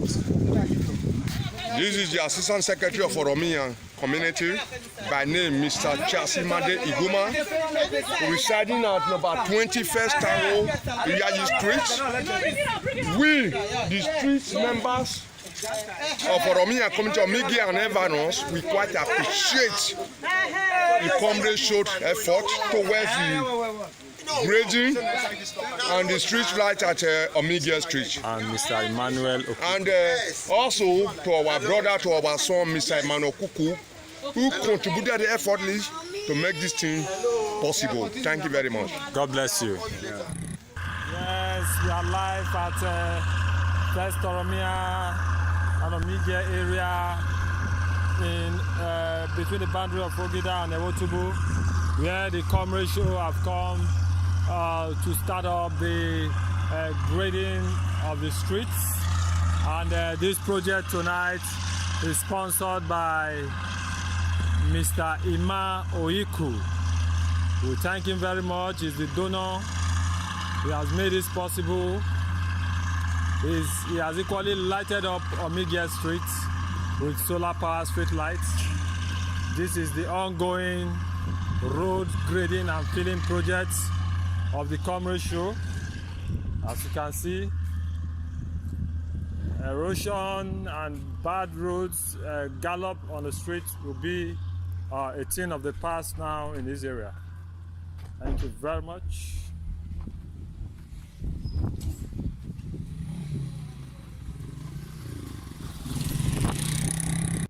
Yes, we are live. I'm just trying to take us through some sound bites, and of course, I'll come back we'll around. continue with the project straight away. Thank you very much. Good morning, good afternoon, good evening from wherever you are watching across the globe. This remains the unmistakable voice of Comrade Ameyedi Omoroge of the Comrade Show project. And we are right here at Ohoromi community, where we have come to install solar power street lights. And I'm here with a respondent who wants to tell us how this area used to be and the experience they will have tonight. Thank you. Wow, good day everybody. We are very grateful for this street light that has been brought to our street today. At least this place has been so dark in the midnight, but for now we're going to start experiencing the lightning. Everywhere will be bright from today. I want to thank the donor of this street lights. God will bless him and protect him and give him more money. We're able to do more in this community. And I urge many of us too that have not participated on this. Okay, dope people. Yes, enough of that soundbite. Of course, just to give us some excerpt of all some of the things that happened within the weekend review. Please, if you're out there and you want to be part of this, you want to light up your streets, you want to make contributions and all of that, get us, thecomradeshow.com. You can visit our website, of course, get some information from our website, thecomradeshow.com. You can equally ring us up. You know, this is our number display right there on screen. Of course, to be part of the project. Of course, you can equally inbox us directly. Leave a comment on the comment section. Of course, we will get to you and, of course, discuss with you to know how to, go ahead with what we need to do. Edo State must move forward on our collective account, not just on the account of what the government is going to do alone. And for those who may not know, a light is 45,000 naira. It is solar powered, okay? In the event that there are no electric poles, we provide our own poles to stand the light. Just like this one image I'm showing you right now. This is a place where we put 18 units of street light. Those are our poles there. Another beautiful thing about it is that for every light you donate, we will inscribe your name on the light. And the reason why we do that is because that's one way we give account of our own stewardship. And if it's a project, a light donated to us on our statewide arrangement, you want to give us one light so that we just keep up with our own project of lighting up different parts, flashpoints in those states. Of course, whenever we make use of your lights, we will definitely call to let you know, leave a message for you to let you know where your light is installed so that you can equally send people there to go and verify. Everything we are doing, they are verifiable. That's why we come live on air. So as you hear us speak, we have gone to a mid-gear, we have been to this and that and that and that. Pick your phone, or rather, take your transport, go to the place, or send somebody there to go and verify those lights. They are there. Since December, we started working. You understand what I'm saying? Now, Musheshe, all of these areas we've been to, Market Street, Ewotubu, Enogi Street, Osaple Road, just need them. There are so many. Toebi, Igweben, the lights are there. They are still there. They are still working. You understand the picture of what I'm saying? And these lights, too, we have a 2-year warranty for this light, which means that whatever happens to these lights, okay, in the next 2 years, you can always get back to us. And of course, we send our engineers back on site to go and look at it and all of that. So it's a formidable arrangement we have. You understand what I'm saying? With our engineers, okay? But we are glad that the whole project is moving on the way it is moving on. So my people, please, let's key into this project. Let's support the project. Let's be part of it. It's not about the Comrade Show. It's about what we can do, what we are doing, okay, to make, Edo State move, ahead on our collective account. Each light unit is 45,000 naira. With this devaluation of naira right now, 45,000 is almost next to nothing. You understand what I'm saying? And so that is why it's not surprising. People can easily just say, somebody called us, January, we provided 27 lights. You understand what I'm saying? 26 lights. You understand what I'm saying? Along one particular stretch, Enogi Street. Somebody, last month we did 18 units of street lights. So at the end of the day, you could actually do as much as you possibly could. And again, if you cannot, this is what I keep saying, as I've told people this one, you want to do a street that will require 15 lights. You have 5 lights to start with. Start with that 5. I can be a money. You understand what I'm saying now? And, we keep on having so if you cannot do it in a go, or you want to combine with your, we are going to somewhere on Wednesday now, okay, off Idake Primary School Road, what's the name of that street again? Odigie Street. We'll be going there. You understand? The street needs not less than 15 units of street lights. They've combined effort with people in the area. They've only raised about 5 or 6 units or so, if I'm not mistaken. And they said, okay, let us go and put that first. And we are going there on Wednesday to go and put out, the 5 or 6 that they have raised. You understand what I'm saying? And all of that. So this is one of the ways that we believe that we can, appeal to all of us. But importantly, let's be part of this. You understand? Let's be part of this and help make Edo, move forward. So on that note, my people, I want to say thank you for joining us. But just before I leave, let me remind you that by 5 o'clock today, Comrade and Friends will be live on this channel, 5 o'clock UK time. That's barely 2 hours and 15 minutes from now. We are going to be live, Comrade and Friends. The Musketeers will be here. I must not fail to do this. I will do it again. I want to thank everybody. A lot of people did show some love to celebrate my wife yesterday, whose birthday was yesterday. Facebook, my account on Facebook was really agog. And I want to say thank you so very much. May God bless you all. That's Mrs. Mo, my wife, and it was a huge day yesterday. And I celebrate her. Okay. And I just thank you guys for, joining the celebration. And you made yesterday a beautiful day for all of us, for her, for us, for the entire family. We are really humble. We are grateful. And we thank you all. And I equally want to use this medium to express a profound happy birthday to Mrs. Agbons. Dr. Agbons is a part of the Comrade Show. He's one of the Musketeers. He's going to be live with us in just over 2 hours' time on Comrade and Friends. His wife, too, had her birthday yesterday. It was a pleasant coincidence that, the wife of one of my, Musketeers is equally having, equally had a birthday yesterday. Pleasant coincidence. I celebrate her, Sister Mrs. Nneka Agbons, for a wonderful celebration. If you don't know Agbons, you're going to know him by this picture. And that's it. That's Agbons there. It's one of the Musketeers of the Comrade Show. And a lot of us equally this show the family some love. I want to thank you guys, for celebrating these wonderful, women. Of course, they are doing a lot to make us do what we do. So, Wahia Wawesi, thank you so very, very much. I'll celebrate them again later in the day, but I want to say thank you for all those who did send very beautiful, wishes and prayers. So, I'll see you guys again in just over 2 hours. My name is Comrade Lamte Oriahi. It's been just some week roundup on the Comrade Show project. Be part of this and let's catch up. Make Edo great again. Bye for now. Make Comrade Show way. Comrade Lamte Oriahi. Live on Facebook and YouTube. Like us. Follow us and be the first to know.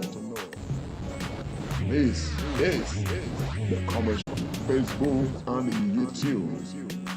Like us. Follow us and be the first to know.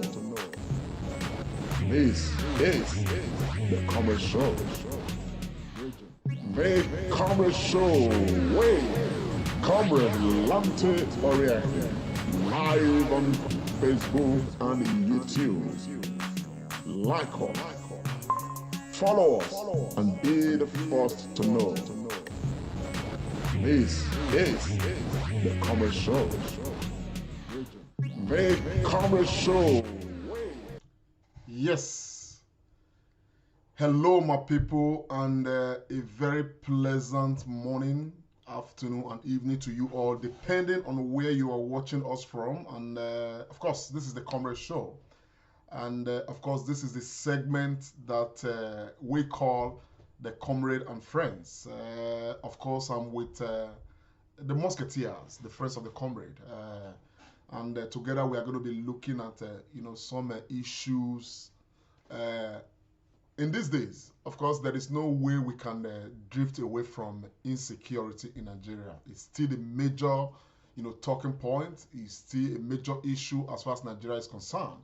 But within all of the things that we are swimming in as a nation, over the course, of the last 1 week, of course, we did see Nigeria, receive the COVID vaccine. And of course, we saw footages that came online with the president of Nigeria, President Muhammadu Buhari, and the vice president, of course, getting vaccinated themselves. Along the line, of course, in another development, we saw some sort of reconciliation, brokered by the River State governor, that's talking of Governor Wike, between the governor of Bauchi State and the governor of Benue State. And the reconciliation itself begs a lot of questions, as it were. And so we are going to be looking at some of these issues. But again, there's another matter back home that is raising so much dust, some of which some people may consider unnecessary. But we want to talk about them. We want to talk about them in the light of making our people understand a lot more about it. And that is the issue of the Governor Baseki in not having to set up his cabinet yet. It's been an issue. And of course, the Comrade and Friends decided to take a look at it, from a perspective of course, making everybody understand more what is happening, the much that we know about it and all of that. But I can tell you that we are going to be looking at all of this. There are so many issues to look at as far as Nigeria is concerned, but these issues we're going to be, looking at them today. I already see Honorable Victor Mike, all the way from Spain, I think. Thank you very much for joining. Please, if you are there, you are joining us on Facebook or YouTube, share this broadcast. And if you are not yet a follower of the Comrade Show, don't hesitate, follow the Comrade Show. If we have time, we shall be talking about the Edo State, Edo lighting project, embarked upon by the Comrade Show in collaboration with all Edos across the world. And very recently, something great, happened. As a matter of fact, it's going to continue like that. Apart from just lighting up, places, by the grace of God, the Comrade Show, in collaboration with, an Edo, light angel, who donated lights to Megwe Street, equally made contribution towards grading the road, and we facilitated the process, brokered the deal. You understand what I'm saying now? And about 4 streets were graded, Sandfield and graded. Sandfield were required and all of that. And everybody's happy. For us, Edo is moving forward, not just on the account of one person alone or on the account of government alone, but on our collective account. If we have time, we're going to be talking about that. You understand what I'm saying? But I want to quickly thank Princess Ebowa, who is joining us online. Of course, I see Arobonoson Okokoni. Thank you so very much. Tempo One Mama, thank you. God bless you. Roland Aidenoji Abuede, thank you so very much for joining. Happy Sunday to you. Thomas Omorodion, Stella Ehioga. I will be bringing on the Musketeers, the friends of the Comrade. Yes, Willerak, Mark, thank you so very, very much. I equally have right in the house, Joy Isoke Irile, right in there. Please share this broadcast. I mean, this could just be the least you can do for us to get these things going, because we have so much information to dish out today. Yes, Washington, my personal person. I think Washington's in Glasgow. Thank you so very much for joining. Please, let's share the broadcast. Let's get the numbers together. Blessing. I'm Yuhi. Oh, my man. I like that. Blessing. I'm Yuhi. Thank you so very much for joining, for supporting the Comrade Show. Of course, we're going to go right now in the house. Of course, I want to bring on the Musketeers. I equally say Lucky Ibadan. Thank you so very much for joining. God bless you. Yes, I have the Musketeers in the house. I'm going to start with Dr. We'll do it the Comrade way. Comrade Dr. Tony Agmons. Comrade Agmons, please say hello to the people. Comrade Lante, I beg you go forward this your cap. Be like say my eye deal. Yeah, greetings, our people. Good morning, good afternoon, and good evening, depending on where you watch us from the part of the world. It's good to have all of us back again on this segment that we call the Comrade and Friends. I'm really happy to be here. Happy New Month, our people. We greet all of you now. Yes, thank you so very much, Dr. Tony Agmons. That's Comrade Dr. Tony Agmons. I equally have another comrade in the house, because this is Comrade and Friends. And so we must all, of course, wear that toga of comradeship. Yes, I have in the house Comrade pharmacist Austin Iremiran. Yes, pharmacist. Say hello to the people, my brother. They want to hear your voice. My people, una good morning, good afternoon, and good evening, wherever una day for the globe. God bless una for always joining us. We don't come again with our Sunday tonic. And then while they welcome una say to read day for us to discuss, I also want to congratulate my two brothers, Comrade Lamte right here and Comrade Tony Agbons. You see as their head they shine. This weekend is good for them well. Coincidentally, both of their wives just celebrate their birthday on Saturday. So we join the millions of una fans to say happy birthday to una lovely madam, because the only thing we make una strong, now people will do una back. Make una agree there for us, so I make una continue to take care of them. God bless una. Thank you very much, Austin. We receive them. We receive them very well. Thank you so very much. As a matter of fact, I want to express gratitude to everybody. We were overwhelmed yesterday, seriously overwhelmed by the huge, support. I mean, a lot of people came to celebrate with us, celebrate with my wife, on the occasion of her birthday. I want to say thank you to you all. As a matter of fact, she herself says thank you for your good wishes and prayers. And of course, earlier today, I had a chat with the wife of Dr. Tony Agbons, and of course, she herself is very, very elated. She's happy, and of course, she sends her greetings for everybody that remembered to wish her a happy birthday yesterday. Of course, that's Madame Neka, the wife of Dr. Agbons. Of course, we celebrate these people because they are making very huge contributions towards our own stability.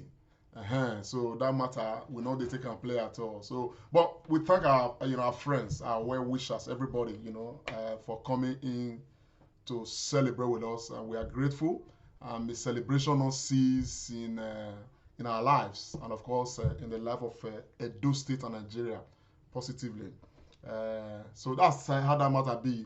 The matter still there on, now still celebration mode with it. The funny thing about it is that the coincidence when it can't happen, can't be say my wife and Dr. Agbon's wife now the same birthday. So we are not trying to talk to Austin, make it talk to his wife, make she adjust her birthday, make all of them just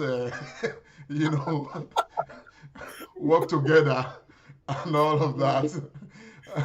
So my people, thank you so very much. Yes, I just quickly want to state that this a session is going to be anchored by Dr. Agbons. Of course, in the spirit of this birthday celebration matter, we can't choose, okay, you go anchor this session. So I'm going to hand over quickly to Agbons. Agbons, please take us through the matters that we will get today. Don't forget, we currently have a matter Akere online. We have Basil Sars. We have Joy Osama Khan. Thank you so very much for joining, my big sister. God bless you. We equally have Austin Iyahen, Christopher Afokai, Omoken Best, and I have Ken Osuji, Omoegbe Prince, Lucky Ibadan. I see all of you. Please share the broadcast and we kick the ground running. Over to you, Agbons. Yeah, thank you very much, my brother, Comrade Lamte Ikbonwosa Oriahi.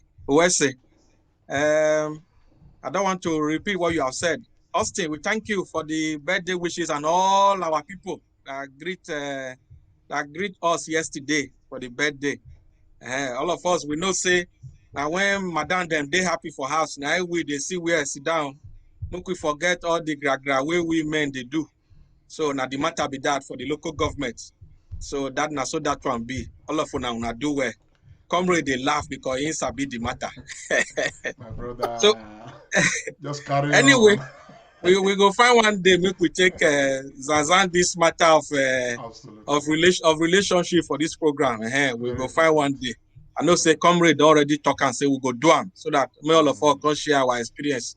Not be Very small matter, important. that matter be Very of important. running the house.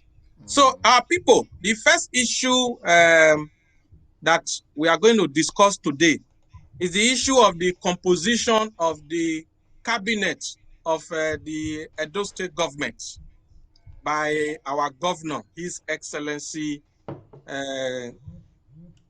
Godwin Norerase Obaseki.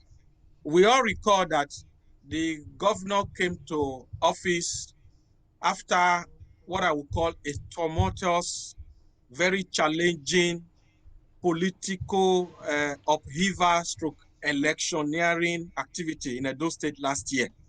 And we all know what happened. Not be matter where we go back into. And the governor had to change political party. He had to move from APC to the PDP, from where he now contested the election. Now, after the election, like you will expect, there will be a lot of lobbying, there will be a lot of political interest. People want to be commissioners, people want to be senior special assistant, members of board. We know all these things. It happens all the time. But as we speak, the governor announced that he will compose his cabinet by February 2021. So, but I know that we are now in March and the cabinet has not been announced. And a lot of people are asking, what did they happen? What is going on? So we on this show, we like to put things in perspective. We will not just say, okay, it doesn't concern us. So that's why we want to talk about this today. And our people, I want to establish here that constitution of a cabinet is a vital part of governance. If you are a leader and you don't have the right team around you, it is very obvious that you will fail. So it is very important that composition of a good team is key. So I want us to really extrapolate and analyze and evaluate this matter today. If you have comment, you can put on our chat box. We will also see your comment. So what is actually the matter going forward? Comrade Austin, how you see this matter? What do you think are the subterranean issues that is bordering on this composition of the cabinet in Edo State, for Edo State government? How you see it, my brother?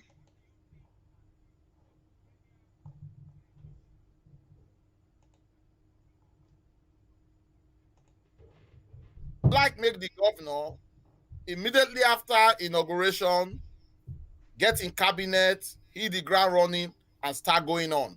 But with all the situation where you don't mention, we know say enough it happened like that because of the story we follow the whole matter. You know, as politics they be, first you get your personal ideology and the ideology of your party. You know, saying he left the APC with the stories we already know and came to the PDP. So it's a movement of different structures, and the PDP itself already have structures or grants as well. So amalgamating those ones, they take a lot of time, and I sure say might be the reason why we still never get the cabinet, even though he suggested to us or said he was going to form that in February. But we are now in March, which is just 1 week into March. It still never happened. The only thing I would like maybe the governor do, if possible, probably just to address the public and douse tension. Not necessarily to tell us about the intrigue, but just to calm everybody down, say things are in place. Hopefully in the next few weeks, he go announce the cabinet. But me and you understand, saying a strong politics they play for here now. And I think say the governor, because in they're very dutiful and diligent, he want taking time to make sure say get them right. Because you know, in politics, you have to settle loads and loads of interest. And remember, the governor himself, they try to change the narrative. Some people before now not see politics the way in they see them now. So he go need to do a lot of work around that angle. Some people just see him and say, once they appoint you as commissioner, now just to come chop. But maybe they say no. He wants to see good work, he wants to see effectiveness, he wants to put the right hole he want to put the right person for the right hole. Square peg in square holes, round peg in round holes. So that's what is taking this time. And I would also appeal to PDP and also to APC. We understand the circumstance where Obaseki take come. There is a way we go manage this thing, we go manage them into trouble. But if we manage them well, with the purpose of service, we know get governor go understand, say some APC people no go get as they think. PDP too go understand, say no go be as they think. Everybody need to marry together, have a strong understanding, give way to this side, give way to this side for the betterment and the progress of our state. So I think they're not just small politics where they play. So I believe in the next few weeks, this will be settled. But I appeal to both people to come to sense of reasoning and remember, say it is first for service rather than to put money for pocket. I go tell the governor, make him too make way, make PDP make way, make APC make way. May we come down to table, get the best to serve Edo State. But my quick submission, if the governor feel just speak to the Edo State people just to douse tension, say everything they under control. Even Buhari for his second term or after staying first term, he did not immediately appoint his cabinet, even though there was no rupture of party. Not to talk of our own way, like we get us. And I go appeal to the Edo State citizens too. They get a lot to do with this. Make we mind the way we dey talk, give some chance, and allow peace to reign so that we will get our right. That's my first take for now, my brother. Yeah, thank you, my brother, comrade pharmacist Austin, for your very sound articulation. Our people, they take and make parable for Benin, say, if I translate that, it says, it's not the way your body is you are getting irritation that you scratch. Otherwise, the blood will flow from the veins, which are very superficial. So thank you, my brother, for that explanation that you have given. Like you said, make everybody make well. Me no know which make well come mean. That one your Isako language be Austin. What did that one mean? Now what we dey talk for public now? Say make everybody cool temper. I don't learn one new Lexis today. Comrade Lamptey, in the spirit of Mekwerism, how you see this matter, my brother?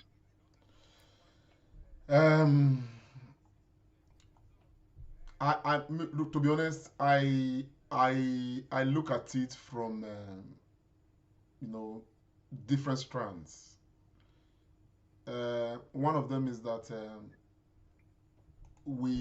there's a way we always try to make a matter out of what shouldn't be any matter, to be honest.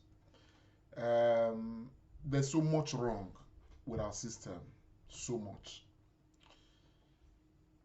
And because so much is wrong, we have gotten so used to the wrong things that they now look like they are the right things. Okay? Honestly, it will be a good thing for the governor to be inaugurated and the next day his cabinet is formed. It's what we have in most other countries that are advanced. You understand? As a matter of fact, as the government is being inaugurated, the entire cabinet is being named. But we have a peculiar situation, very, very peculiar. And that situation, if the governor of Obaseki needs to be who he says he is, it is not unexpected that we are going to have issues like this. To be honest with you, the political lions and tigers we have in Edo State, they are mammoths. The people who believe that, they have campaigned for the governor, they must be given, what's it called, recognition, that space, that ticket to produce political office holders and all of that. There's so much bringing about pressure. And yet this is a man who wants to work with the best. He doesn't want to name you because your father, was the leader of one constituency that delivered the constituency to PDP. Now, even though the man says, okay, it is customary for party members to nominate people, but nominate people who fit into the criteria that we actually need for appointments. So there are so many issues and all of that is playing out. What you see playing out is purely political. And those that try to make a matter out of this matter right now, they are calling the politicians. Some of us are hearing things, we are hearing some funny things about the PDP and all of that. Okay? There's a lot of tussle and all of that. And the governor, being who he is, he's not a man who plays into anybody's threat or plays into anybody's trap. So expectedly, what is happening here is that, like Austin rightly said, this man wants to get it right, and he may struggle to get it right. You understand what I'm saying now? That's one aspect of it. The second aspect is this. Because you actually asked me how I see the matter. Second aspect is this. Look at all government functionaries, political office, nominated by executive, and all of that. At the end of the day, for every ministry, we have permanent secretaries. We have career civil servants ensuring that these various ministries, they run on a daily basis. And they are still there running. So when you appoint commissioners, for instance, okay, what you have done is to reduce the revenue that is coming to the state. And at the end of the day, I can almost tell you that with or without commissioners, and these are things that I believe that, you know, going forward as part of our restructure program, we need to look at reducing the size of governors. I mean, you appoint 19 commissioners, for instance. Okay, we are talking of several millions going through all that. Now, the interest of the commissioners come to play. They want to create contracts, give contracts. Now, ab initio, what we've had previously is that at the end of the day, some of these things come, oh, commissioner this, commissioner that, works get to, you know, be approved for multi-millions and all of that. At the end of the day, some of these things don't even get done. And somebody's in charge as a commissioner. So, the history we have had with political appointments, okay, is a history that has not actually benefited us as a people. Now, this is the reason why I am not perturbed. This is the reason why I believe the governor should take his time. You understand what I'm saying now? Whether it be right or it be wrong, you understand what I'm saying now? If we can save money from political appointment for some time, I'm not saying that's the case, because I believe very strongly that in 1 month, 2 months, we don't have commissioners, you understand what I'm saying, 19, 20, or as the case may be, special advisors, SSAs and all of that, you understand what I'm saying now? The money that was supposed to be used to pay them, okay, should be used directly for the state's development. So to be very honest with you, the issue of appointment is to satisfy individuals because they are party members or because they are friends of government.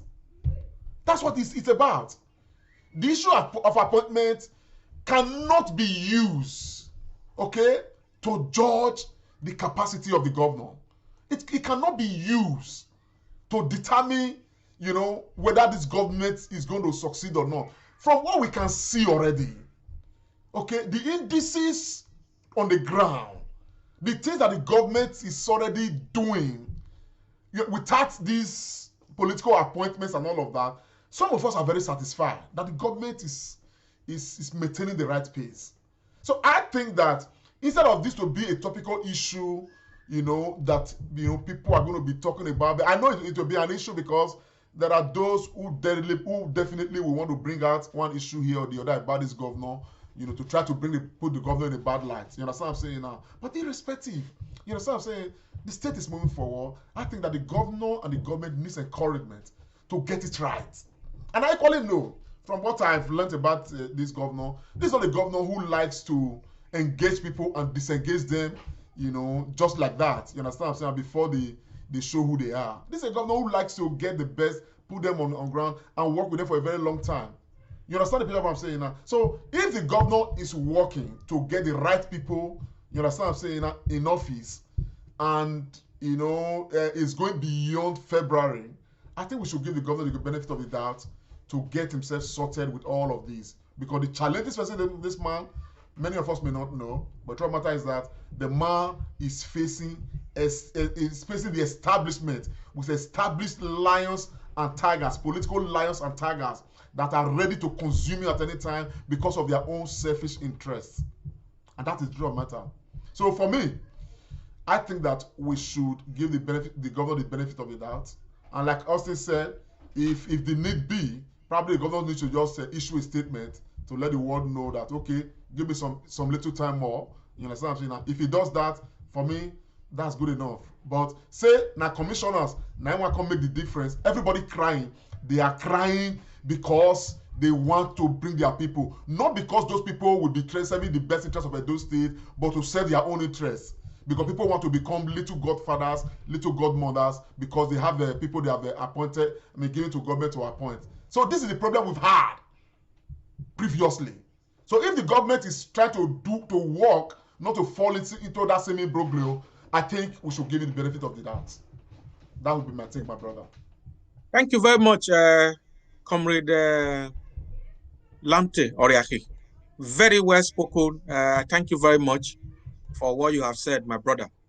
For Edo people, I want to say that there's this popular quotation I always give.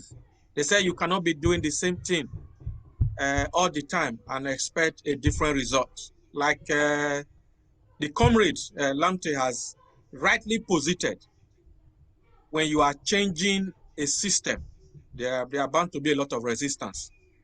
Some of us we have contact, we talk to people on the phone. There's a lot of intrigues, political intrigues going on, more so because the governor left a political party with loyalists. They came to another political party. Those ones are not fully integrated. So there's a lot of political intrigues. So for me, I want to believe that what is going on it's not because the governor have not been able to find people who are qualified, people who are strategic enough, but it is the satisfaction of political interest, which in our system has always been there. People want their children to be commissioners, they want their children to be in charge of special. There's a lot going on. For people, our sense of entitlement, where we come from, is always very high. So if we support a candidate for an election, we just believe that right away we need to nominate a commissioner because we have been this, we have been that. So let us give the governor the benefit of the doubt. We believe strongly that the governor is on course, and by the time his cabinet is eventually announced, we all heave a sigh of relief, and our state will be the better for it. So, Austin, I'll just give you a few minutes. I know some thought would have come to you. We just want to close this matter. Just a few minutes. What is your summation, sir? Thank you so much for the opportunity and for Comrade Lante's clarification. I just want to also say something. I think, like in Europe, when you make promises, you are held on to that promise. I think Governor Obaseki would have learned a thing or two now about this. I think he's coming out to say he was going to announce his cabinet in February. For now, I think it was a mistake. You understand? And I think he would have been thinking he doesn't want to fall into that anymore. You understand? It's like you are making promise and you are not fulfilling it. So I think he must have learned that in the hard way. The journalists will try to hold you and want you to make comments and make promises. So that's the problem he now faces. You understand? So that's why I just think he should come out and just sort of douse tension. Probably, I think he's learned it because he has made a promise and said he will announce in February. People may now catch on that to try to say, no, you are failing your promise. You should now begin to learn as politicians. It's good to make promise, but it should be circumcised. But apart from that, like what Comrade Lamte said, I have no issues at all. What I want is good governance, not commissioners. He must have it, but it's not under any compulsion. We want to see deliverables. And if commissioners will help to make that deliverable come to pass, that is great. But if there will be hindrance, you should just be careful. Carry the Edo people along and just continue his governance. And Lamte also said something, because this is another problem. I don't know the constitution of Edo State very well. They might be saying that you have to pick 18 people because we have 18 local government. But Tony, do we need 18 commissioners? Absolutely. The answer is no. We can merge ministries. We have to think of how to save money. So, but like you said before now, our system has been so battered. It will take a long time. Do we really need 18 commissioners? Do we really need 18 ministries? The answer is really no. But is this the right time to talk about it? Probably no. So maybe those are all the intrigue that is plaguing the governor. But like you once said personally to me, when you aspire to higher office, you should be ready to face these challenges. I am not perturbed, but I just want the governor to keep those state people in put them constantly in the know, and just carry on the good work of governance. If I may, with all due respect, Dr. Agbons, while I agree holistically with the summation of Austin Remiran, there's an aspect of it I don't totally agree with. That maybe the governor should not have said February. Okay, I don't think the governor was wrong to have said so, and I'll tell you why. In government, as a leader, you must make projections. You understand what I'm saying now? You must make projections. I think what the governor did was to project that in February, my cabinet will be ready. Apparently, not knowing the intricacies that will come, the issues that will evolve, okay? Now he's gotten to that point. He probably has tried to make the February work. The February did not work because of the stumbling blocks here and there and all the issues here and there. And again, in governance, you understand, in leadership, you understand what I'm saying, there's always this negotiation, lobbying, and all of that. And at the end of the day, sometimes the way we understand Obaseki to be, he's a man who does not give in easily if he's not convinced. And so I understand that Obaseki right now may be having issues even with PDP. But the reason why that should not be a surprise, that PDP should already have known who this man is. They should have known his antecedents, even in recent time before they gave him ticket to become governor of Edo State. So I think that knowing who this man is, okay, he has given a lot to PDP. He has brought the seat of power to PDP. So that should be enough to a reasonable extent. Now, the other thing that the governor, I'm not speaking for the governor, but I just imagine that if the governor come out again now to say, oh, I'm sorry, Edo people, February could not work, okay? But let us look at March. March is going to work. And eventually, March doesn't work, okay? It becomes counterproductive, really, to the credibility of the governor. So I probably think that the governor is just already seeing the end of the process, and he wants to make an announcement instead of coming to tell the people that it has not worked, it is still not yet working, let us wait. You understand what I'm saying now? But the beauty of this matter is that governance is not put on hold. Everything is ongoing. All the contracts awarded by government in the last administration, okay, that are near completion, that have not been completed, everything is ongoing. You understand what I'm saying now? The permanent secretaries are doing their job. The governor right now doesn't even sit in the office. He's visiting site to site, visiting everywhere, all where projects are going on, monitoring everything. And this is one governor who in fact, most of the time doesn't even sleep at night. You understand what I'm saying now? Dealing with files and files and files and files. So, I think that the man is taking his time, okay? We should not trouble him at all. Rather, we should encourage him and probably equally advise the PDP. The status quo of governance in Edo State has changed, at least under this administration. So we must understand that the man on the helm of affairs is not as it used to be. So people must adjust their mind to that. Love him, hate him. His name is Governor Godwin Obaseki. He is who he is, different from those we have already known in the past.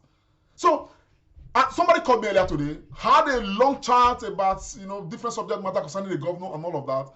And I told the person, I said, as far as I'm concerned, I believe that it is still too early for anybody to make any judgment about Governor Gordon Obaseki.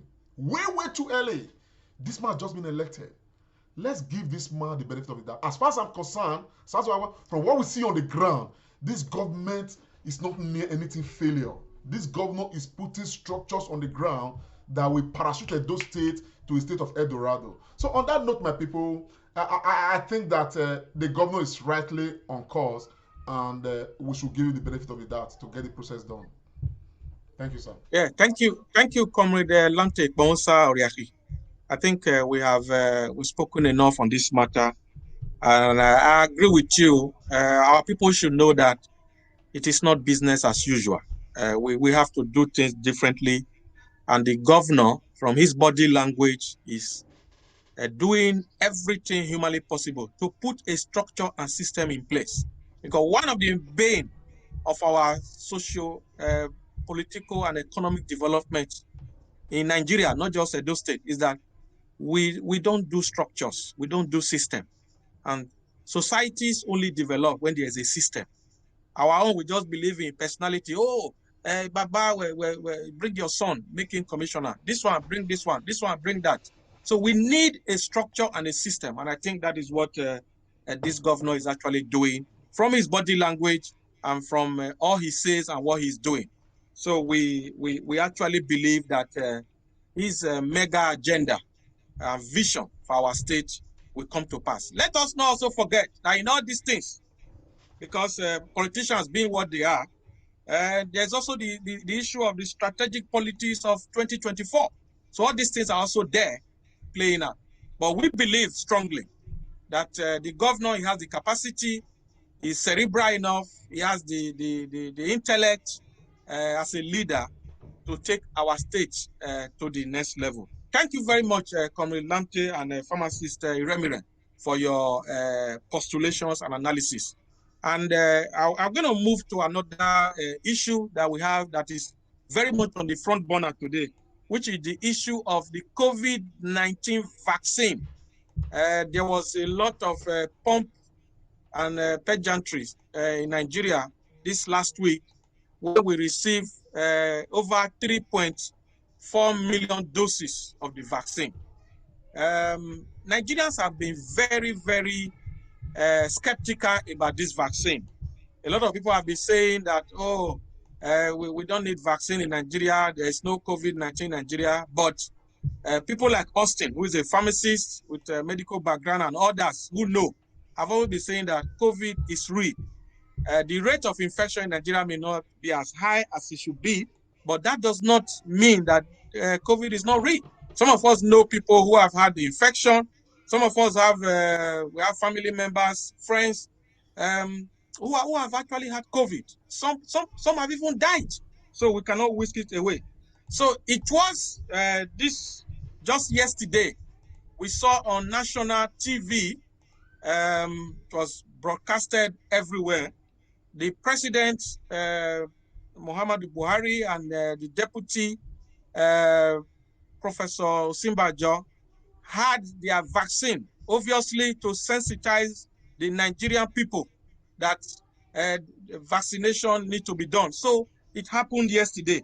But again, there have been a lot of discussion and evaluation of this vaccination. So people are saying, oh, una sure say na the vaccine the president take. So there's a lot of talk. So my brother, Austin, you are a pharmacist. How you see this matter of Buhari and Osinbajo being vaccinated live on TV? How you see the matter, my brother?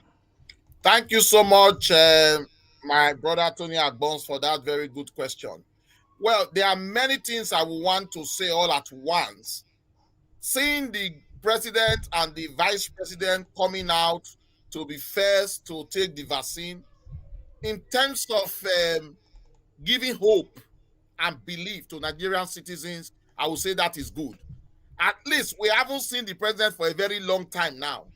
If COVID vaccine is what brought him out for us to see him, at least that's a ray of hope. You understand? I haven't really seen the video. Did he talk while they were giving him the vaccine? Was there movements? Because people have been asking lots of questions. I haven't seen the video. So by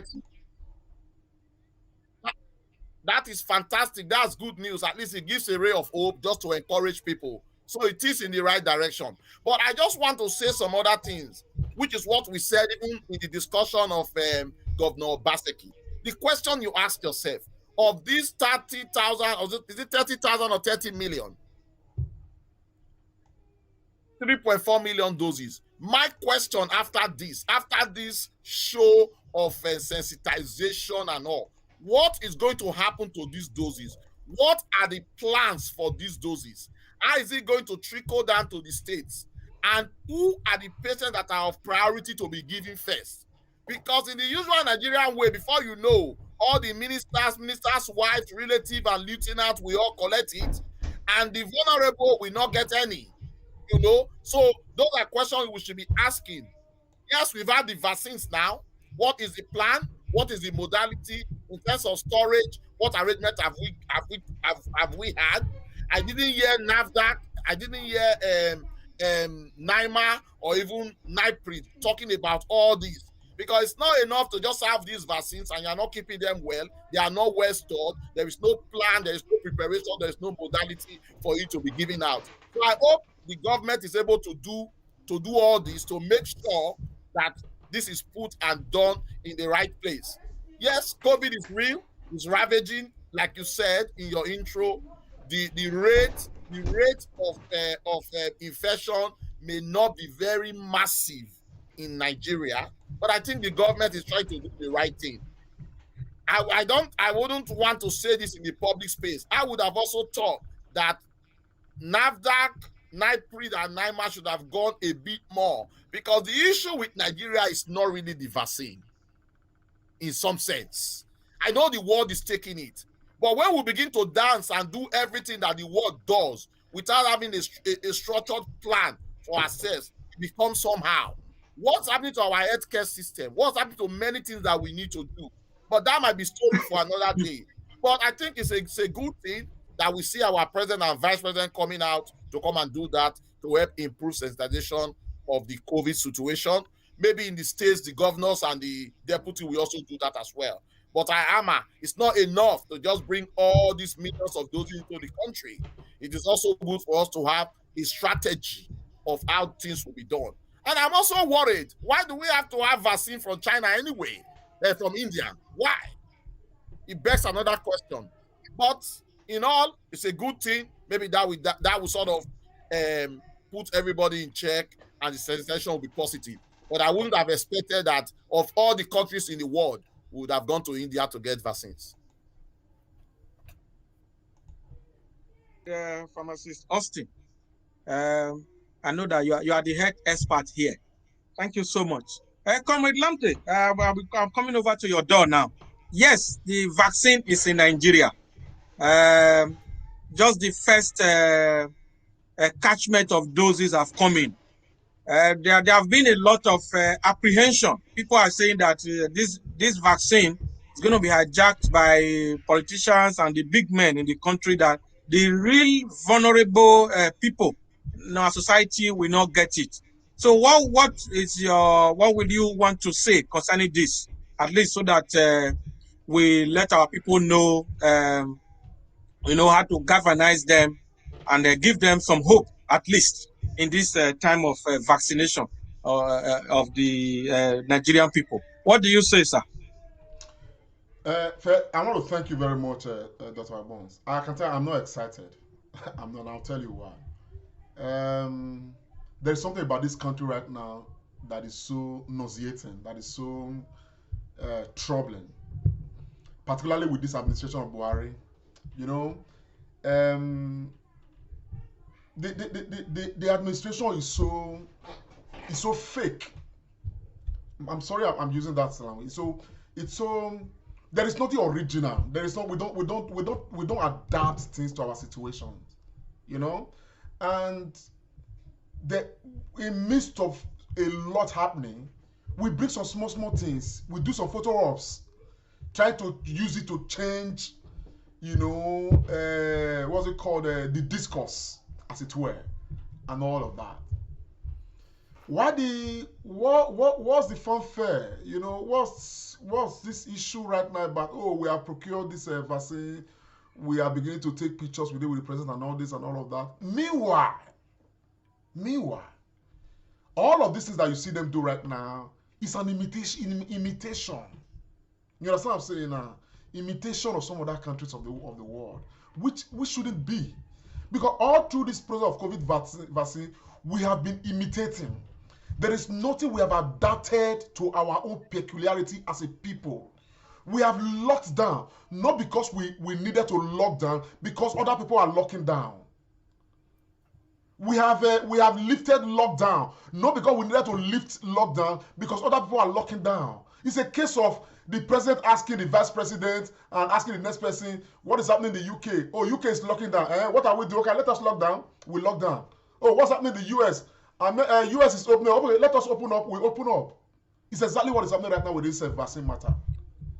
Now, we in Europe, here in the UK, in Europe, in America, we've had first and second wave of this COVID matter. We've not really had a first wave in Nigeria. That tells us something.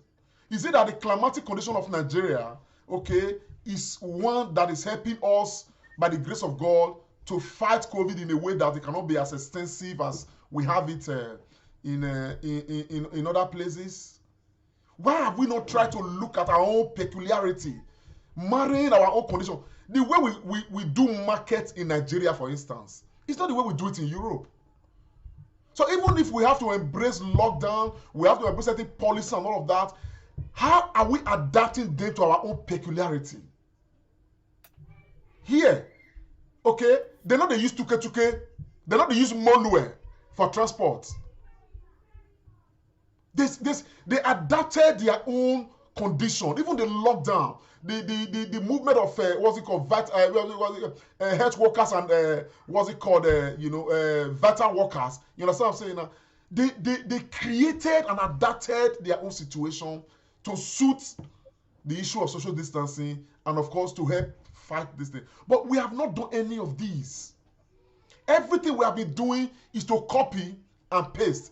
Copy and paste. Now, this is one president. Millions of Nigerians have died. This man has not come out to address the insecurity situation in Nigeria. This man has not come out to speak loudly against the excesses of killer herdsmen. This man has not come out to make major statements about troubling issues in Nigeria. Now, what we see is that the man is coming out to sample pictures of trying to save himself from COVID-19. Is it this self-centered? Why must COVID-19 vaccination be about the president and the vice president? Why? Why must it be about them? Huh? When at the end of the day, like Austin rightly mentioned, you understand? Because of the nature of this country. Now, in the UK, for instance, I give an example with the UK because I live here and I'm part of the system here. In the UK, when COVID vaccine came out, there were people targeted. People of 75, 80 years and above. They were a target. People who are in the medical field, exposed on a daily basis, they were a target. The society was segmented. People are taking... UK has vaccinated more than 22 million people so far. But there's a target and all of that. Now, what have we done now? We have got to give the vaccine now to what's it called, the president, who is healthy, to the vice president. Okay? They are not key. They are not exposed to, well, let me not go that area. They may be key workers themselves. You understand? But when they move from there now, they will go to ministers. They will move from there now, they will go to their class. Before you know what is happening, COVID-19 becomes a matter that they are holding. That for the ordinary man to get COVID vaccine, he will sweat. So we will start paying thousands of naira bribing to get COVID vaccine. Even when many people in the society may not even need it. Now, there is no strategy right now by this government to say, now that COVID-19 has landed, we have done the photo ops with the president, the vice. You understand what I'm saying now? Okay, let us target people who are 70 years and above. Let every state begin to bring out a list of people. Let Nigerians who are 70 years and above, who are most vulnerable. Let us target people who are sick, who have some ailments that will need the vaccine the most in case they are infected. Let us segment. Let us put the Nigerian society in segments and begin to genuinely give COVID vaccine out. There won't be that. So what you are going to see is this photo ops. At the end of the day, my brother, I personally am not excited. I'm not excited because this one in any way does not reduce the level of failure of this government of Buhari as far as Nigeria matter is concerned. And I think, to be very honest, now given what we are faced with, and given the length of COVID-19 so far since it started in late 2019, and the rate it still is in Nigeria, you understand what I'm saying now? I think that without actually taking anything away from COVID vaccine, I think that there are so many other things that this government, this president and the vice president need to take photo with and show to Nigerians.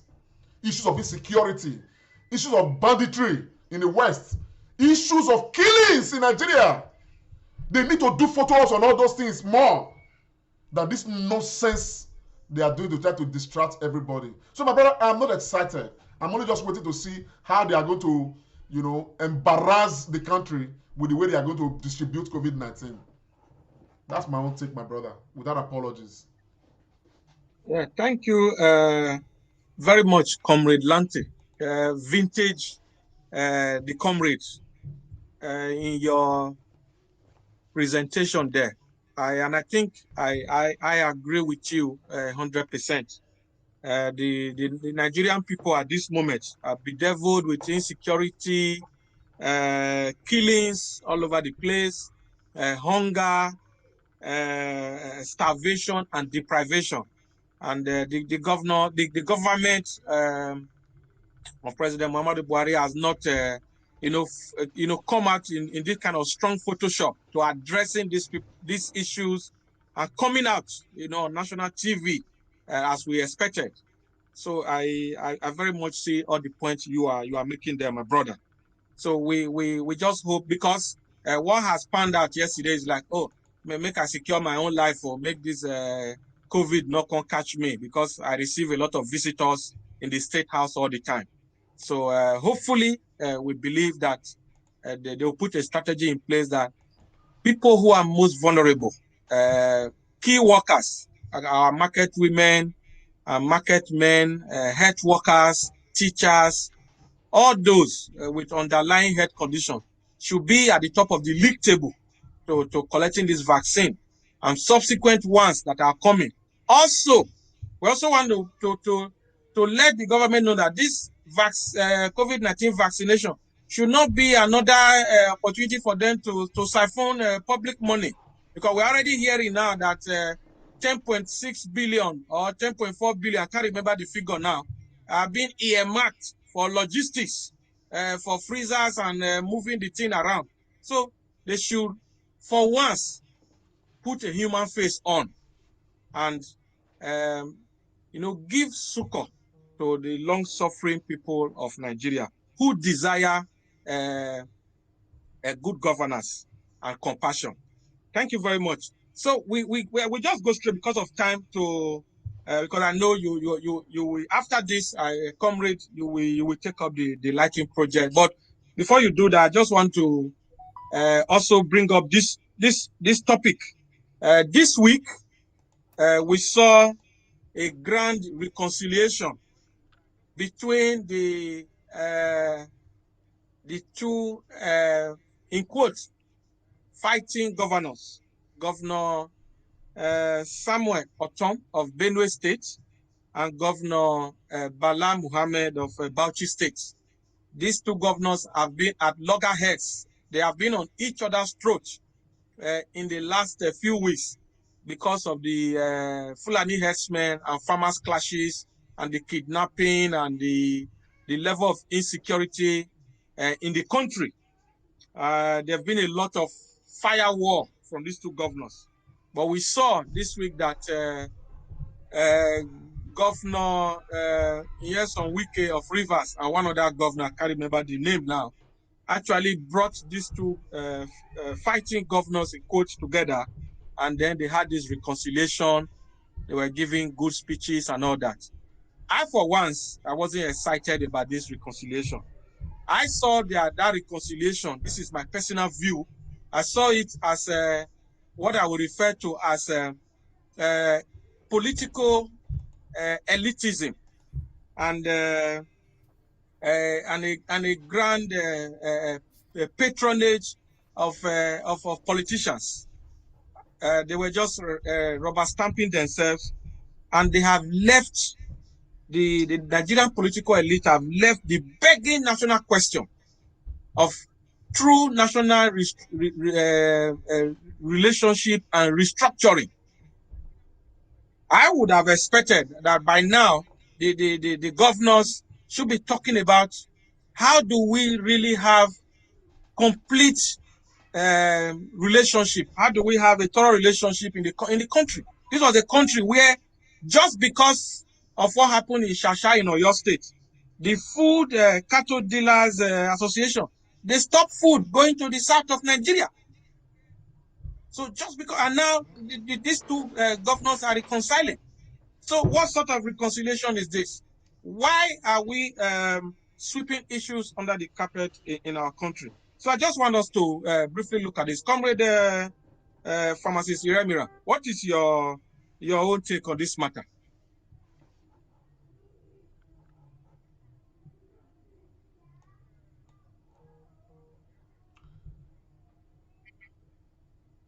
Austin, I don't think we can hear Austin clearly. I can hear him. Okay. I can hear you. Go on.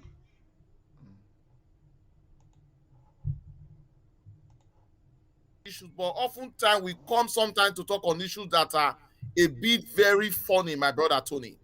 Just before I answer your question, you talked about the government spending loads and loads of money to distribute the 3.5 million vaccine. Let me just give you one instance. If we are thinking right, Nigeria is over 150 million people.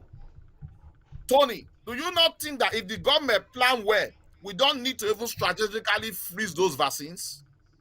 If we've done our homework and got the number of those that will be vaccinated, as soon as they land in Abuja or Lagos, they are taken to their different places. What will that do? It save money. It save unnecessary bottleneck. But they will not do that. Rather, they will not have a good plan. Everything is just done haphazardly. I just wanted to say that as part of the vaccine, because you talked about the amount of money that will be spent in storage. We didn't need to have done that much if we have done our homework. Then again, to come to talk about the governor, it's laughable, Tony. Were they quarreling? It's a question. Do we need a Baba Salah in the person of Governor Wike to reconcile them? Now that they've reconciled, has everything gone back to normal? What is happening to the Fulani S-men? Are they no longer killing? So with the reconciliation of Governor Otom and the other governor, it means that what Bala Mohammed said is wrong, and what Otom said is wrong as well. They have now reconciled. How does that help me and you? How does that help the common man? In the course of their coming together to reconcile, did they address the pertinent issues that were raised by both governors? Has that reconciliation suddenly put an end to the stoppage of the Fulani S-men? Has that reconciliation suddenly restructured Nigeria? It is laughable, my brother Tony. And Governor Wike continued to amaze me. What is this idea of trying to be a big brother for 2023-24 that you forget the right thing? Of all the important things to reconcile, why did he not find time to reconcile the Imo State governor with the former governor of Imo State? Doesn't that require reconciliation? It's so surprising, Tony, how we misplace priority.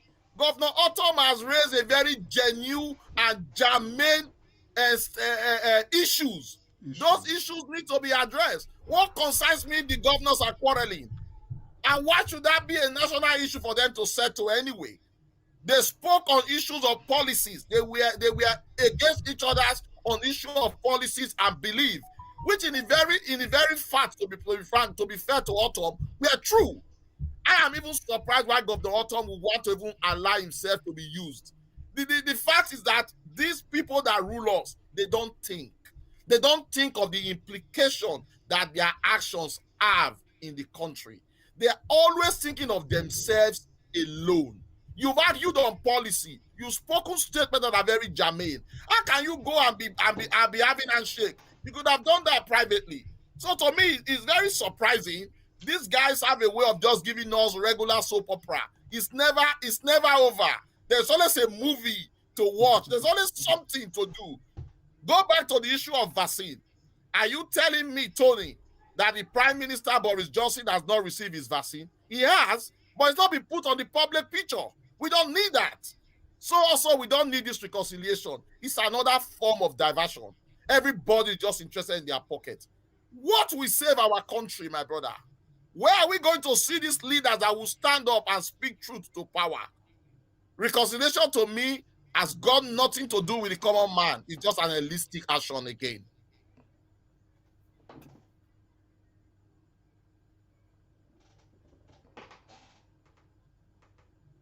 Powerful. Thank you very much. So what I will surmise from your your talk, my brother, is what we have seen between the Benue and Bauchi governor is a cosmetic reconciliation, which has not really solved anything. That is what I can pick from what you have said.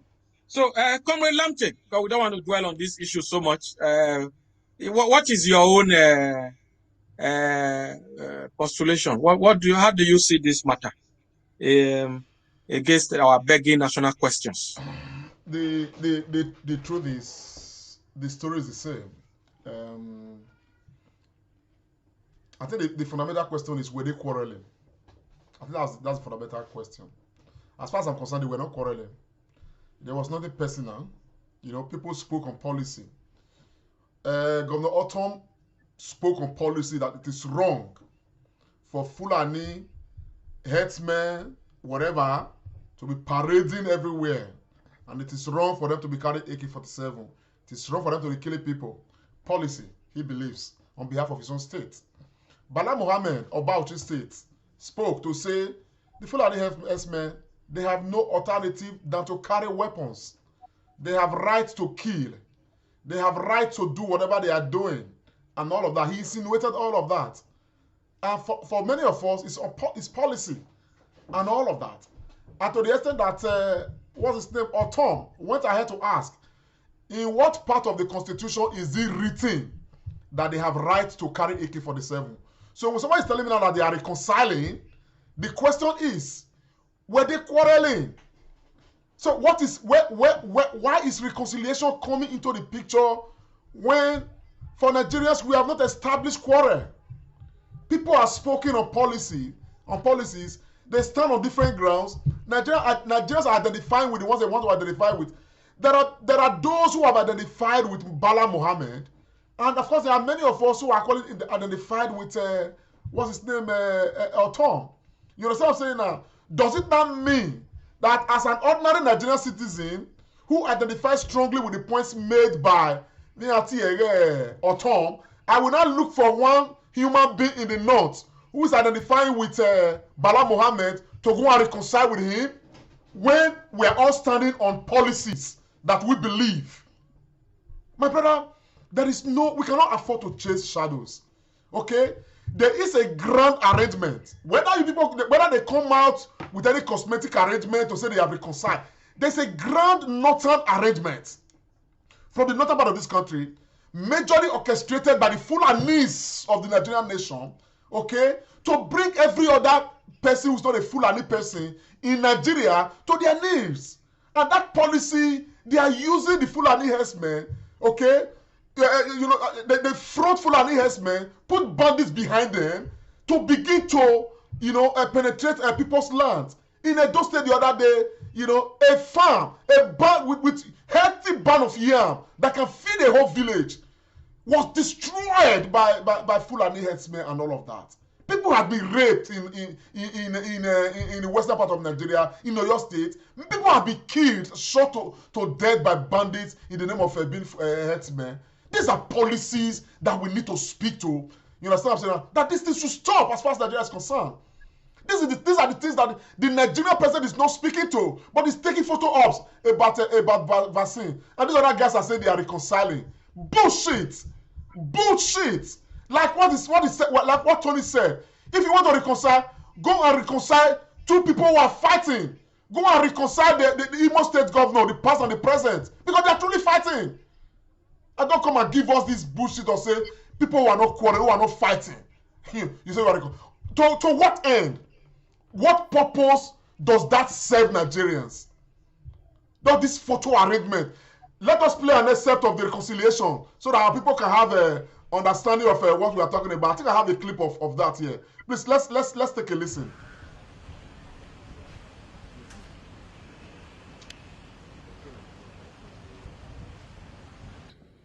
Let me use the opportunity to say that I thank the governor of Bauchi, the governor of Benue State, for listening to my brother, the governor of Adamawa, and my humble self, for us to meet and see how some of those perceived differences are sorted out. And we give God the glory today that those differences have been sorted out. We are members of one political party. Like what Governor Bauchi and Governor Benwe said, we don't want the inefficiency. We don't want the incapacity of the federal government of not handling the issue of security in the country to rub off on us. Everybody knows that the federal government has failed in providing security to this country. And of course, we may not blame them. They're under pressure from their various states. It is not as if they have any personal issues. No. It's like, well, if your father, which is like going to be the federal government, is not doing what it's supposed to do, naturally, the children will not be happy, and you may see two of them fighting because of the failure of the father. And that's what has happened in this case. But to God be the glory, now they have seen that there is no need for it, and they've all come together and agreed that to move as a people, as friends, as brothers, or as a party. I'm aware that the opposition, the ruling. My people, more than not verse, that footage, is a long one. Maybe we need to play a little more of it. Party were rejoicing that they will come back. But unfortunately for them, they didn't know that we are trying to find out what they are thinking. And and that has now shown that they will not be happy today that two of them have made up to work together. So I thank everybody for the support that you have given, and the public. Everybody should understand that in politics, it is not the way you think it will be. Everybody's under pressure. I'm under pressure. He's under pressure. He's under pressure. He's under pressure. So it's not everything. When the governor comes out to say something, sometimes it's not that that's what he meant, but because of the pressure in him, he has to also to let people understand too that he's also doing something for his people. But what's more important here today is that two of them agreed, and we have ironed out something that's not even a problem at all. But you through the press, you see, you should have a role to play in stabilizing the country. It is not everything you must report. You don't try to escalate things. Because when you do that, you are not helping the country. Okay, take for example, if Senator Bala Mohammed said, oh, the governor of the Rivers State is this, and you know that that can cause crisis among the two states, what do you need to even to try to let the public know? So you are not even helping. Why not let the public know what is positive that will move our country? Anyway, this is a very long clip. We will not dwell too much on it. I think the bottom line was that Dr. Tony, personally, I am getting seriously frustrated and very disappointed in PDP. I won't lie to you, my brother, because when we look back, when Goodluck Jonathan was the president of this country, PDP time and again, okay, they trooped Nigerians out to protest against the bad policies of Goodluck Jonathan. They used Buhari, they all queued behind him to overthrow Jonathan. Now we are having a government that is about 100 times worse than that of Jonathan. PDP has not been able to organize one protest march. And this man is here talking about, reconciling two governors speaking of policies. Now, this their meeting right now should have dwelt, it's supposed to have dwelt majorly on how to organize Nigerians against the policies of Buhari. Because I don't know what to take away from this reconciliation. As far as we are concerned, these are governors who are governing Nigerian people. And Nigerians are dying and they are suffering. Now you are looking at the individual personal interest of the two human beings in question and not looking at the overall interest of Nigerians. So, for me, my brother, I don't know whether they quarrel, whether they reconcile. And at the end of the day, tomorrow, it is going to figure out somewhere that some 3 million naira was spent on this reconciliation. And all of these, they are all doing it to make some cosmetic arrangements in pursuance of 2023 that we are not even sure will come. We are not even sure there will be 2023. And yet they are all doing all this, they are manafiki here and there. Go and look at the other one in the West. Bola Ahmed Tinubu. As bad as the Nigerian situation is today, he has not issued a statement. These are people who were jumping like monkeys. Buhari not good, Jonathan not good, Jonathan not good, Jonathan not good. Now we are seeing evil in governance. They are all dead. Nobody speaking up. Nobody speaking up. Dino Melaye, who organized PDP and APC to fight Goodluck Jonathan, organized series of protests against Goodluck Jonathan. Today is calling for Nigerians for prayers. We don't need prayers. People need to wake up to realities. You are a leader. People should wake up to the reality of the time that we are in. So this useless thing they call reconciliation is nonsense. We are not carried away by it at all. I am not. And I think that it's a misplaced program. They should have done this even without bringing cameras in to say, man, you guys, let us, speak on policies. There's nothing personal, and that's it. We don't need to see any camera arrangement. Organize a world press conference or a national press conference. Say you are reconciling people. Now, so they reconcile people if they really quarrel. Go to Igbo State and reconcile a Supreme Court governor and his predecessor. That's what you should be doing, not this one. My brother, that's my take. Just to add, Tony, Wike is not the president of and the head of PDP. It's not the chairman of PDP. No. Why is the chairman of PDP should be there reconciling his members' governor? So that guy is just you see, Tony, this is where our fight is going to be very difficult. We Southerners are the problem. I'm telling you.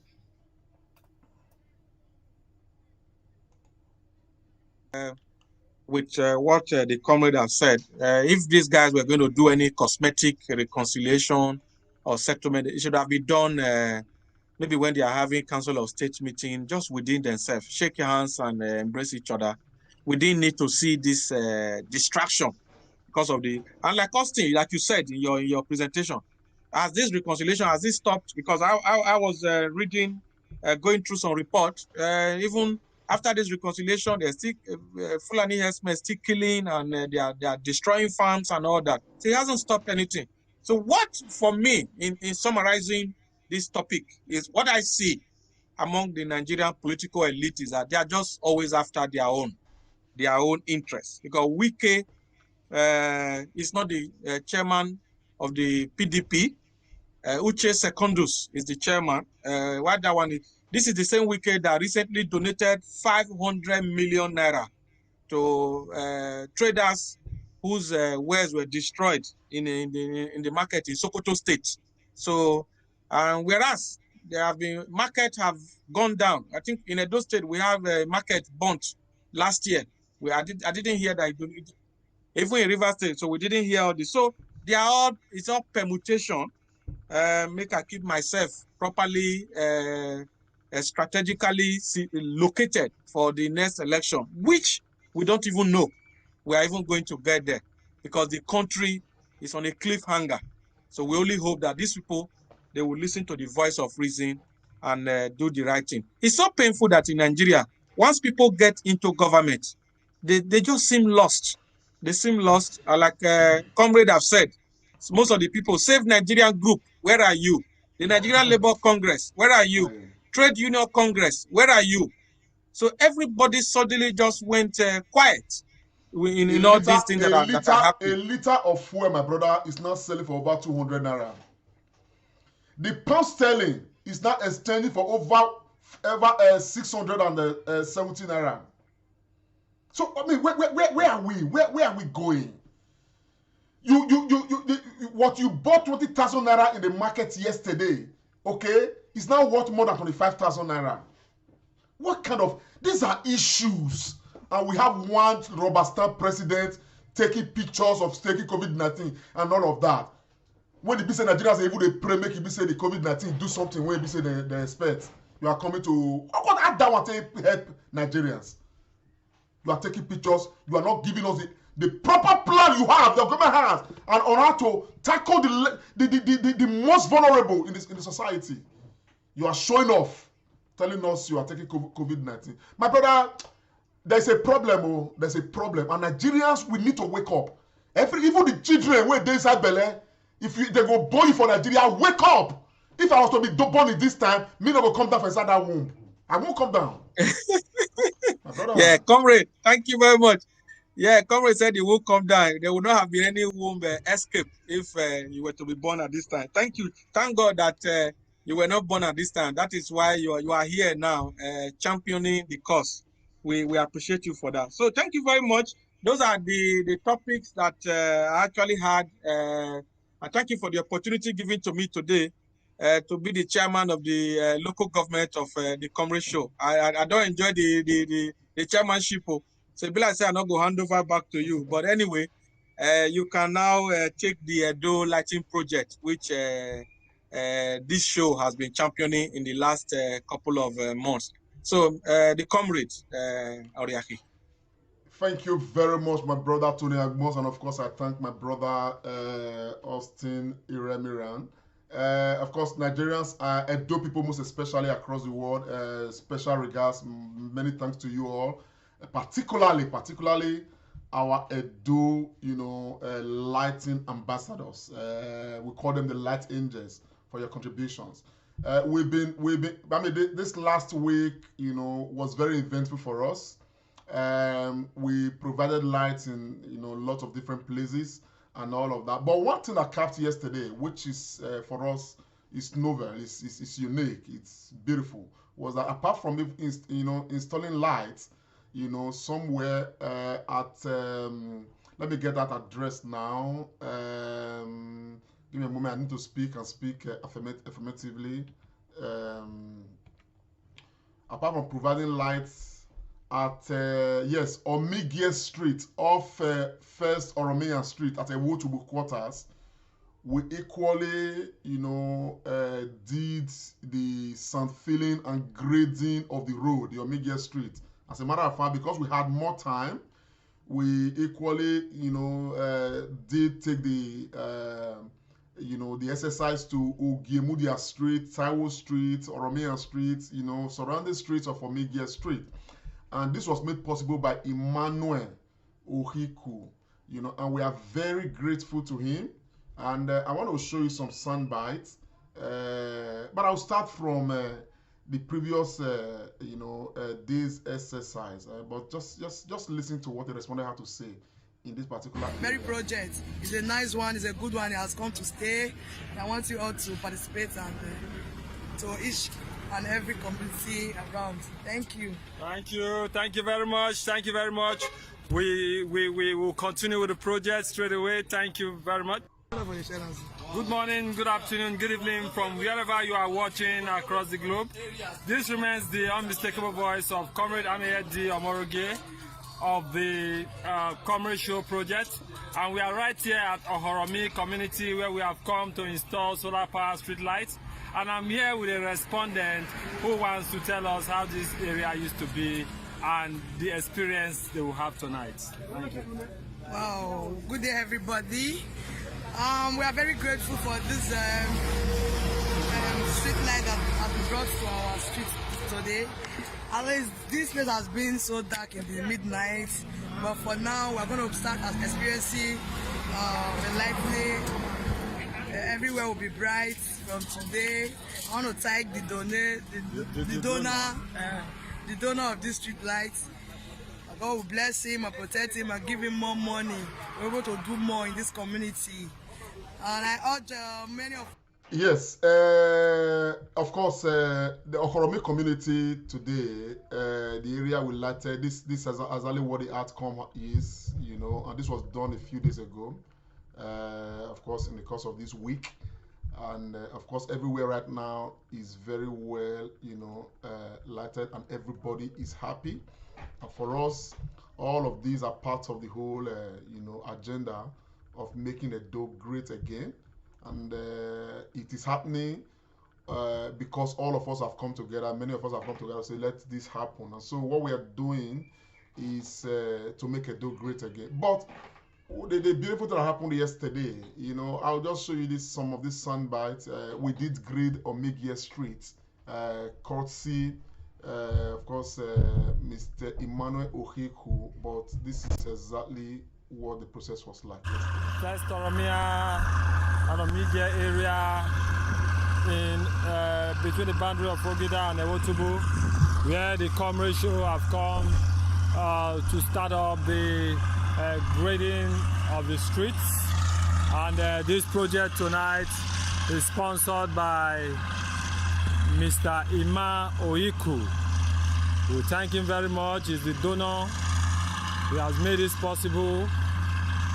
He has equally lighted up Omigie Street with solar power street lights. This is the ongoing road grading and filling project of the Comrade Show. As you can see, erosion and bad roads, gallop on the street will be a thing of the past now in this area. Thank you very much.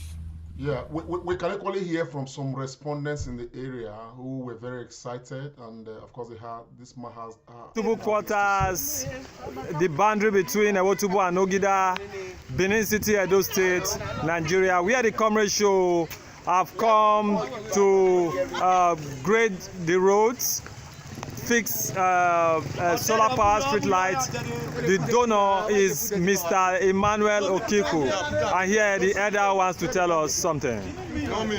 It's a general appreciation to our brother who have volunteered his effort to say that he contributed immensely to the grading of Omigie and the solar light of Omigie. In fact, with the people, the Comrade Show, who also joined in the making sure that all the effort collectively put in place. In fact, it's a general appreciation. We thank the donor, we thank all that contributed to this success. We are here with another elder of the community. You know, so Omigie is a changed community right now. The people are happy.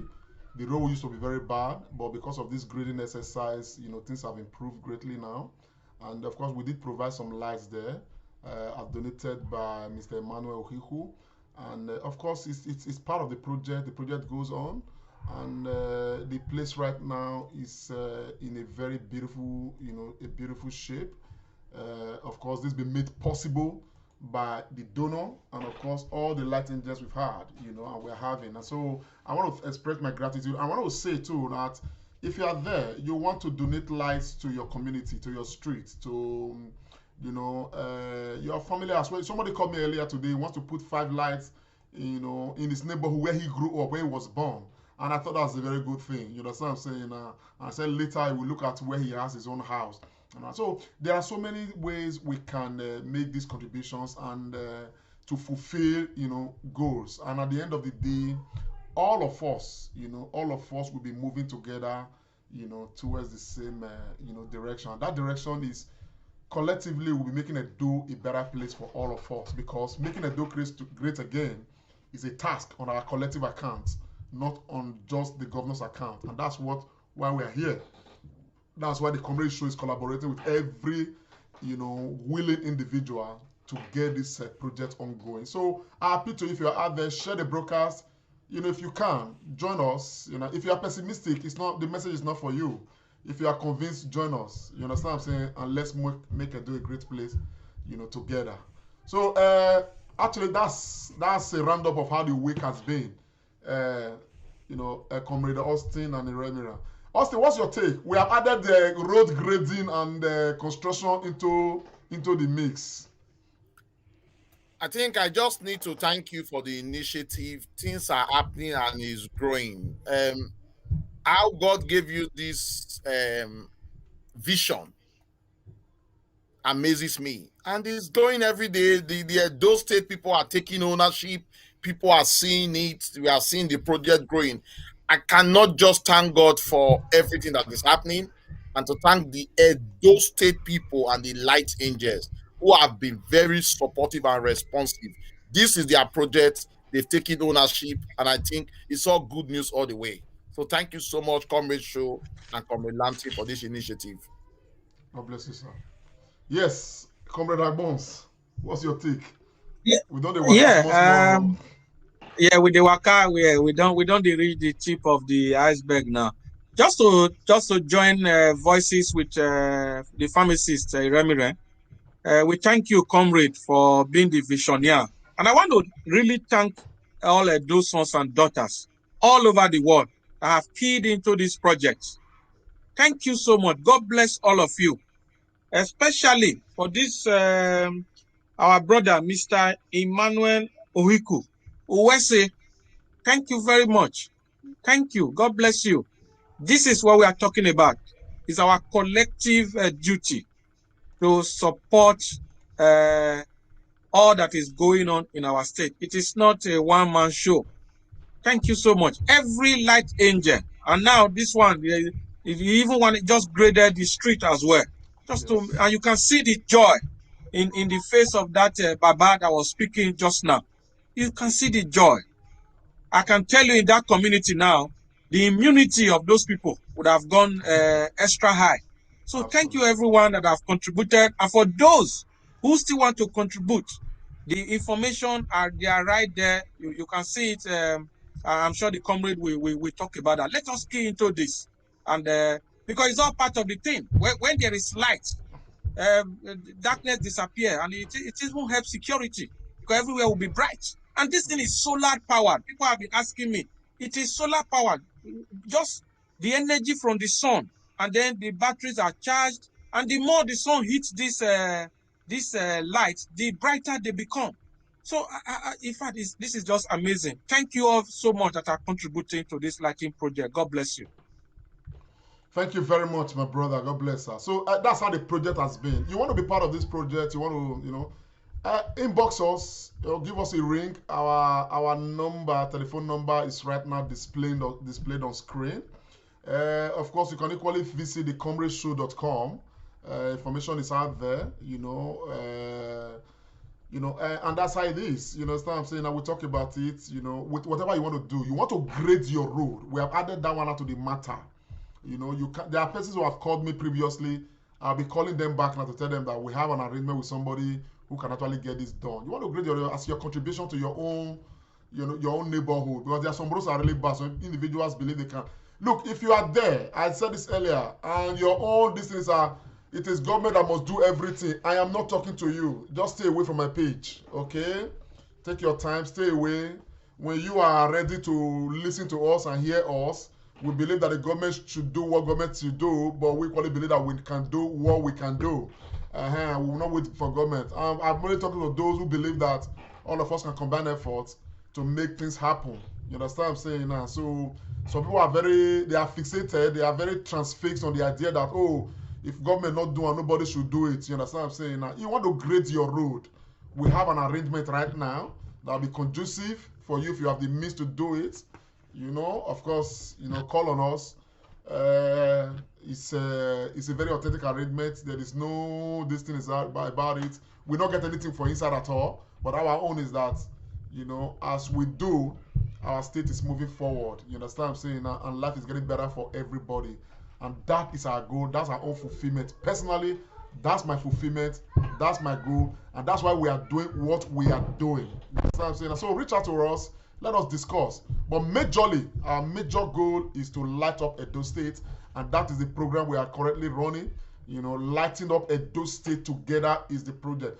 When you donate a light, like I keep saying, we inscribe your name on the light. Okay? If you look at this light, for instance, you look at the inscription beneath the light, you know, the name of the donor is inscribed there. You know, look at this one. These are the ones donated by Oeku, the ones we did yesterday, some of them. You know, his name, the Comrade Show project donated by. That is the way we give account back to you that your job is done. And, you know, if you are donating to our own statewide project, okay, we are happy to equally do that, you know, and we are able to tell you where the street your light is located. You can send people there to go and verify. So everything here is verifiable. You understand? And so just get across to us. Let's keep. The whole idea is that let Edo State move forward. You do your street. The other man does his street. The other one contributes to his own street. Before we know what is happening, I mean, we started in January. As I speak with you right now, we are chasing 300 lights that we have installed all across Edo State.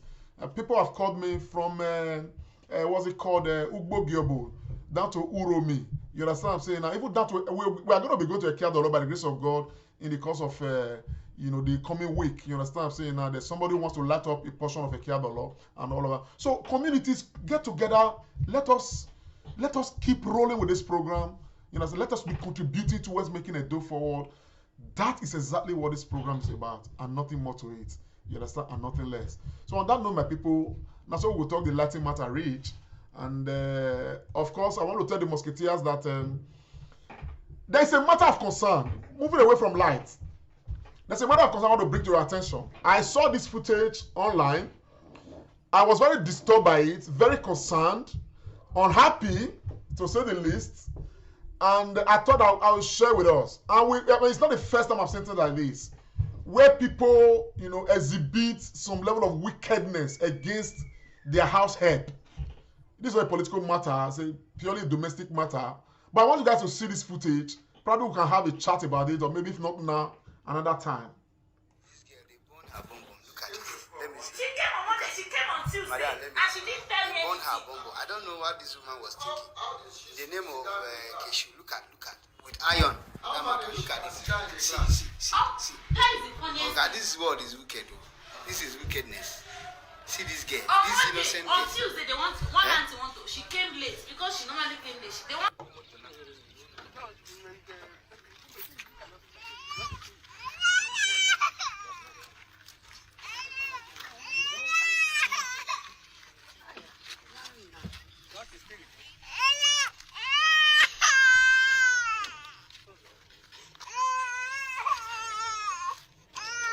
Let me see the. What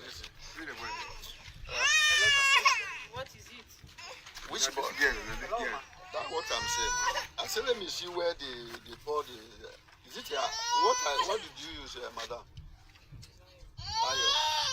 Let me see. Don't be ashamed of me, sir, please.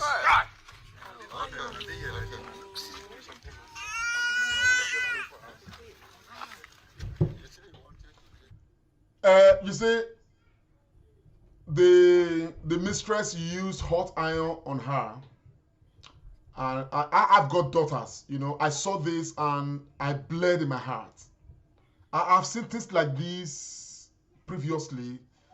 I just don't know, man. I'm dumbfounded.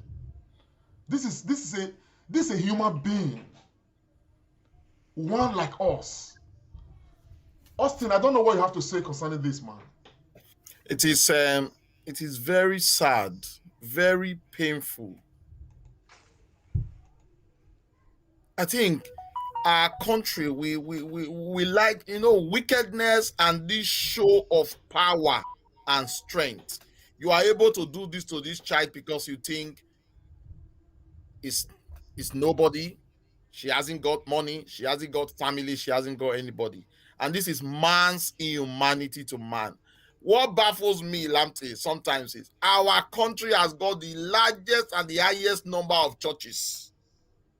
We have the highest and the largest number of mosques. So there should be no wicked person at all in our country. But the reverse is the case. It is pitiable. And even if you take this case to the police station now, it will not be treated well because probably the parents of the said victim might not be rich and everything will just be quashed. It is shameful. It is not Buhari doing this now. It's we doing this to each other. It's sad. It's very sad. Dr. Agbons, Yes. to know that the woman who did this is got a child herself. I don't know what that makes you feel. Comrade, this clip you showed was really hard for me to watch. It is demonic. It is satanic. I don't know. I've just lost adjective. And I think I don't know the location of this. The people that have done this, they should be charged to court. This is just, I don't know. Yeah, I'm just lost of words. This is pure wickedness of the highest order, and I believe the full weight of the law should fall on the woman. And like you said, the woman even have children of her own. How will she feel if somebody does that to his own daughter? What would this young girl have done to warrant, having that hot iron put on her two buttocks? My brother, such it just happened, and I'm just lost for words. I'm really, I don't know. I'm just. I mean, I just want to say, and probably if you are watching, okay, or you are going to watch this later, I want us to understand. For those of us who have house help, at home, treat them like they are your children, because at the end of the day, we are all human beings. Besides that, nobody is going to be able to tell the future of anybody. Treat everybody with some level of I mean, I don't know, man. I saw this footage, I was heartbroken. I said I'll talk about it. I'm not talking about it just to condemn what happened to this little girl. I'm talking about in the light of, because this one just use iron now, this little girl. There are those of you who beat your househead mercilessly. You maltreat them. You desist from it. Change your approach. Let's build a better society by building better people. We can all do it. So it should be an example that we should emulate in any way, shape, or form. You understand what I'm saying now? So that's why I decided to just mention it. Nothing more. I mean, I say the musketeers, they are short of words, But let me talk to you talk to you guys about something that you are going to have something to say about. I mean, this one is the last one, then we round off this program. Okay? I saw this footage online, and I said I was bringing it on. And because I am really, surprised, and I think that's something that needs to change. I will do things like this a lot, and I want to show the footage before we talk about it. Okay, the shooting Odo Link Bridge reconstructed by Honorable Desmond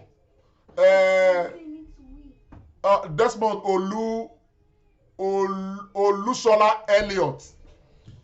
This is an actor, one of those who was very promising before he became a politician. This is the bridge he made. Okay, he put big signboard for them. This one probably not part of the constituency project 19 Duan. And we have constantly and regularly seen things like this.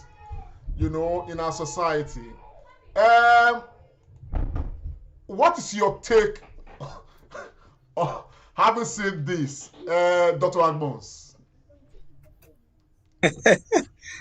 Comrade Lamte, I actually saw this this picture, this image on one of the WhatsApp group I belong to. I saw it yesterday, but I just thought I didn't really look at it. But some of my guys, it's my secondary school alumni association. So I just felt like maybe it's just one of these jokes that guys make. So I didn't really take note until you saying it now. If this image is true, and from a young, aspiring, a so-called leader that we say, oh, this one is a former Nollywood actor, somebody you can say, okay, he's also been through it. My brother, the matter I had though, this is very shameful. I cannot come and kill myself. I will stop there. Very shameful. Austin Remiran, this is the image. A bridge constructed, you know, that's a Shita Oke Odo Link Bridge, reconstructed by Honorable Desmond Elliott. You know, heavily sampled with so much coverage. Probably with a constituency vote. How you see him, my brother? Comrade, you must be joking. Well, I think you are joking. I'm not joking. This is true, if this is true, then we need to investigate this. What is this? That's not a bridge. We need to really investigate. Don't make a mistake, oh, my brother. It's a bridge. Oh, look at it very well. That's a bridge. You know, a link bridge. You know, constructed by Desmond Elliott at Shita Oke Odo. You know, so we cannot. It's a link bridge. Oh, Comrade, this is not something we should play with if it's real. The amount of money spent in doing that signpost is expensive, costlier than the bridge itself. Exactly what I said. No, if it's real, we really need to investigate it. This is laughable. It is laughable. Anyway, you know, those days when we were in school, in secondary school, when you are doing debates, you come and say, I leave that question for my opponent to answer. So this bridge matter, I will leave it for my opponent to answer. On that note, my people of Edo State, I want to say a very big thank you to you all for those who have had the time to join us. And I want to encourage those who are with us to help share the broadcast. Let's get it round. This is the Comrade Show. We discuss national issues, talk about development, and of course, we regularly talk about the Edo Latin project that you know, we have been dealing with since December. And so far, so good. Like I said earlier, we are getting to the threshold of 300, you know, lights already installed across Edo State. And so we encourage people to join us. It's what we do. What we use our platform to do. Edo must move forward on our collective account, not on just on the account of the governor of Edo State. And we are glad and happy that people are key into this. And we are grateful, most especially, to the Edo Light ambassadors, the light angels we have for making the donations. People are donating light to their streets, to their villages, to everywhere. And we are glad to be part of this process, collaborating with everyone to ensure that we get this to where it needs to get to. Edo has to move forward. Edo must be great again. It is not and cannot be on the account of the governor alone, but on our collective account. That is why we are here. And of course, from the Comrade Show, we'll continue to do what we do, you know, and we'll continue to believe in your collaboration to ensure that we take it further. You know, right now, by the grace of God, we've equally started, you know, assisting individuals to grade their roads. Okay, people who live abroad who want to do their roads, you know, most especially, and they don't have, you know, a means to do it. We have the link. We have a link right now. We just did one out at Omigie. Come on, call on us. Whatever you want us to do on your behalf, you know, we have the volunteers on ground. They sort it out, and that's it. But the important thing is that Edo must move forward on our collective account. So I want to thank you all. I want to thank the Musketeers, of course. Dr. Agbons, a parting word to the people, at least for now. Yeah, our people, thank you very much for joining us today. Again, we're in a new month, and I pray that the Almighty God will march us forward in this month of March. Thank you so much. Do have a very, very superb week. Thank you and God bless. Yes, I actually have a comrade pharmacist, Austin Remira. Yes, your parting word for the people, bro. Thank you so much, my people, for joining us. Thank you for watching. Thanks for sharing. It's been a good show. It's our Sunday tonic. May God bless you, and I wish you the very best for this week. Thank you. Bye.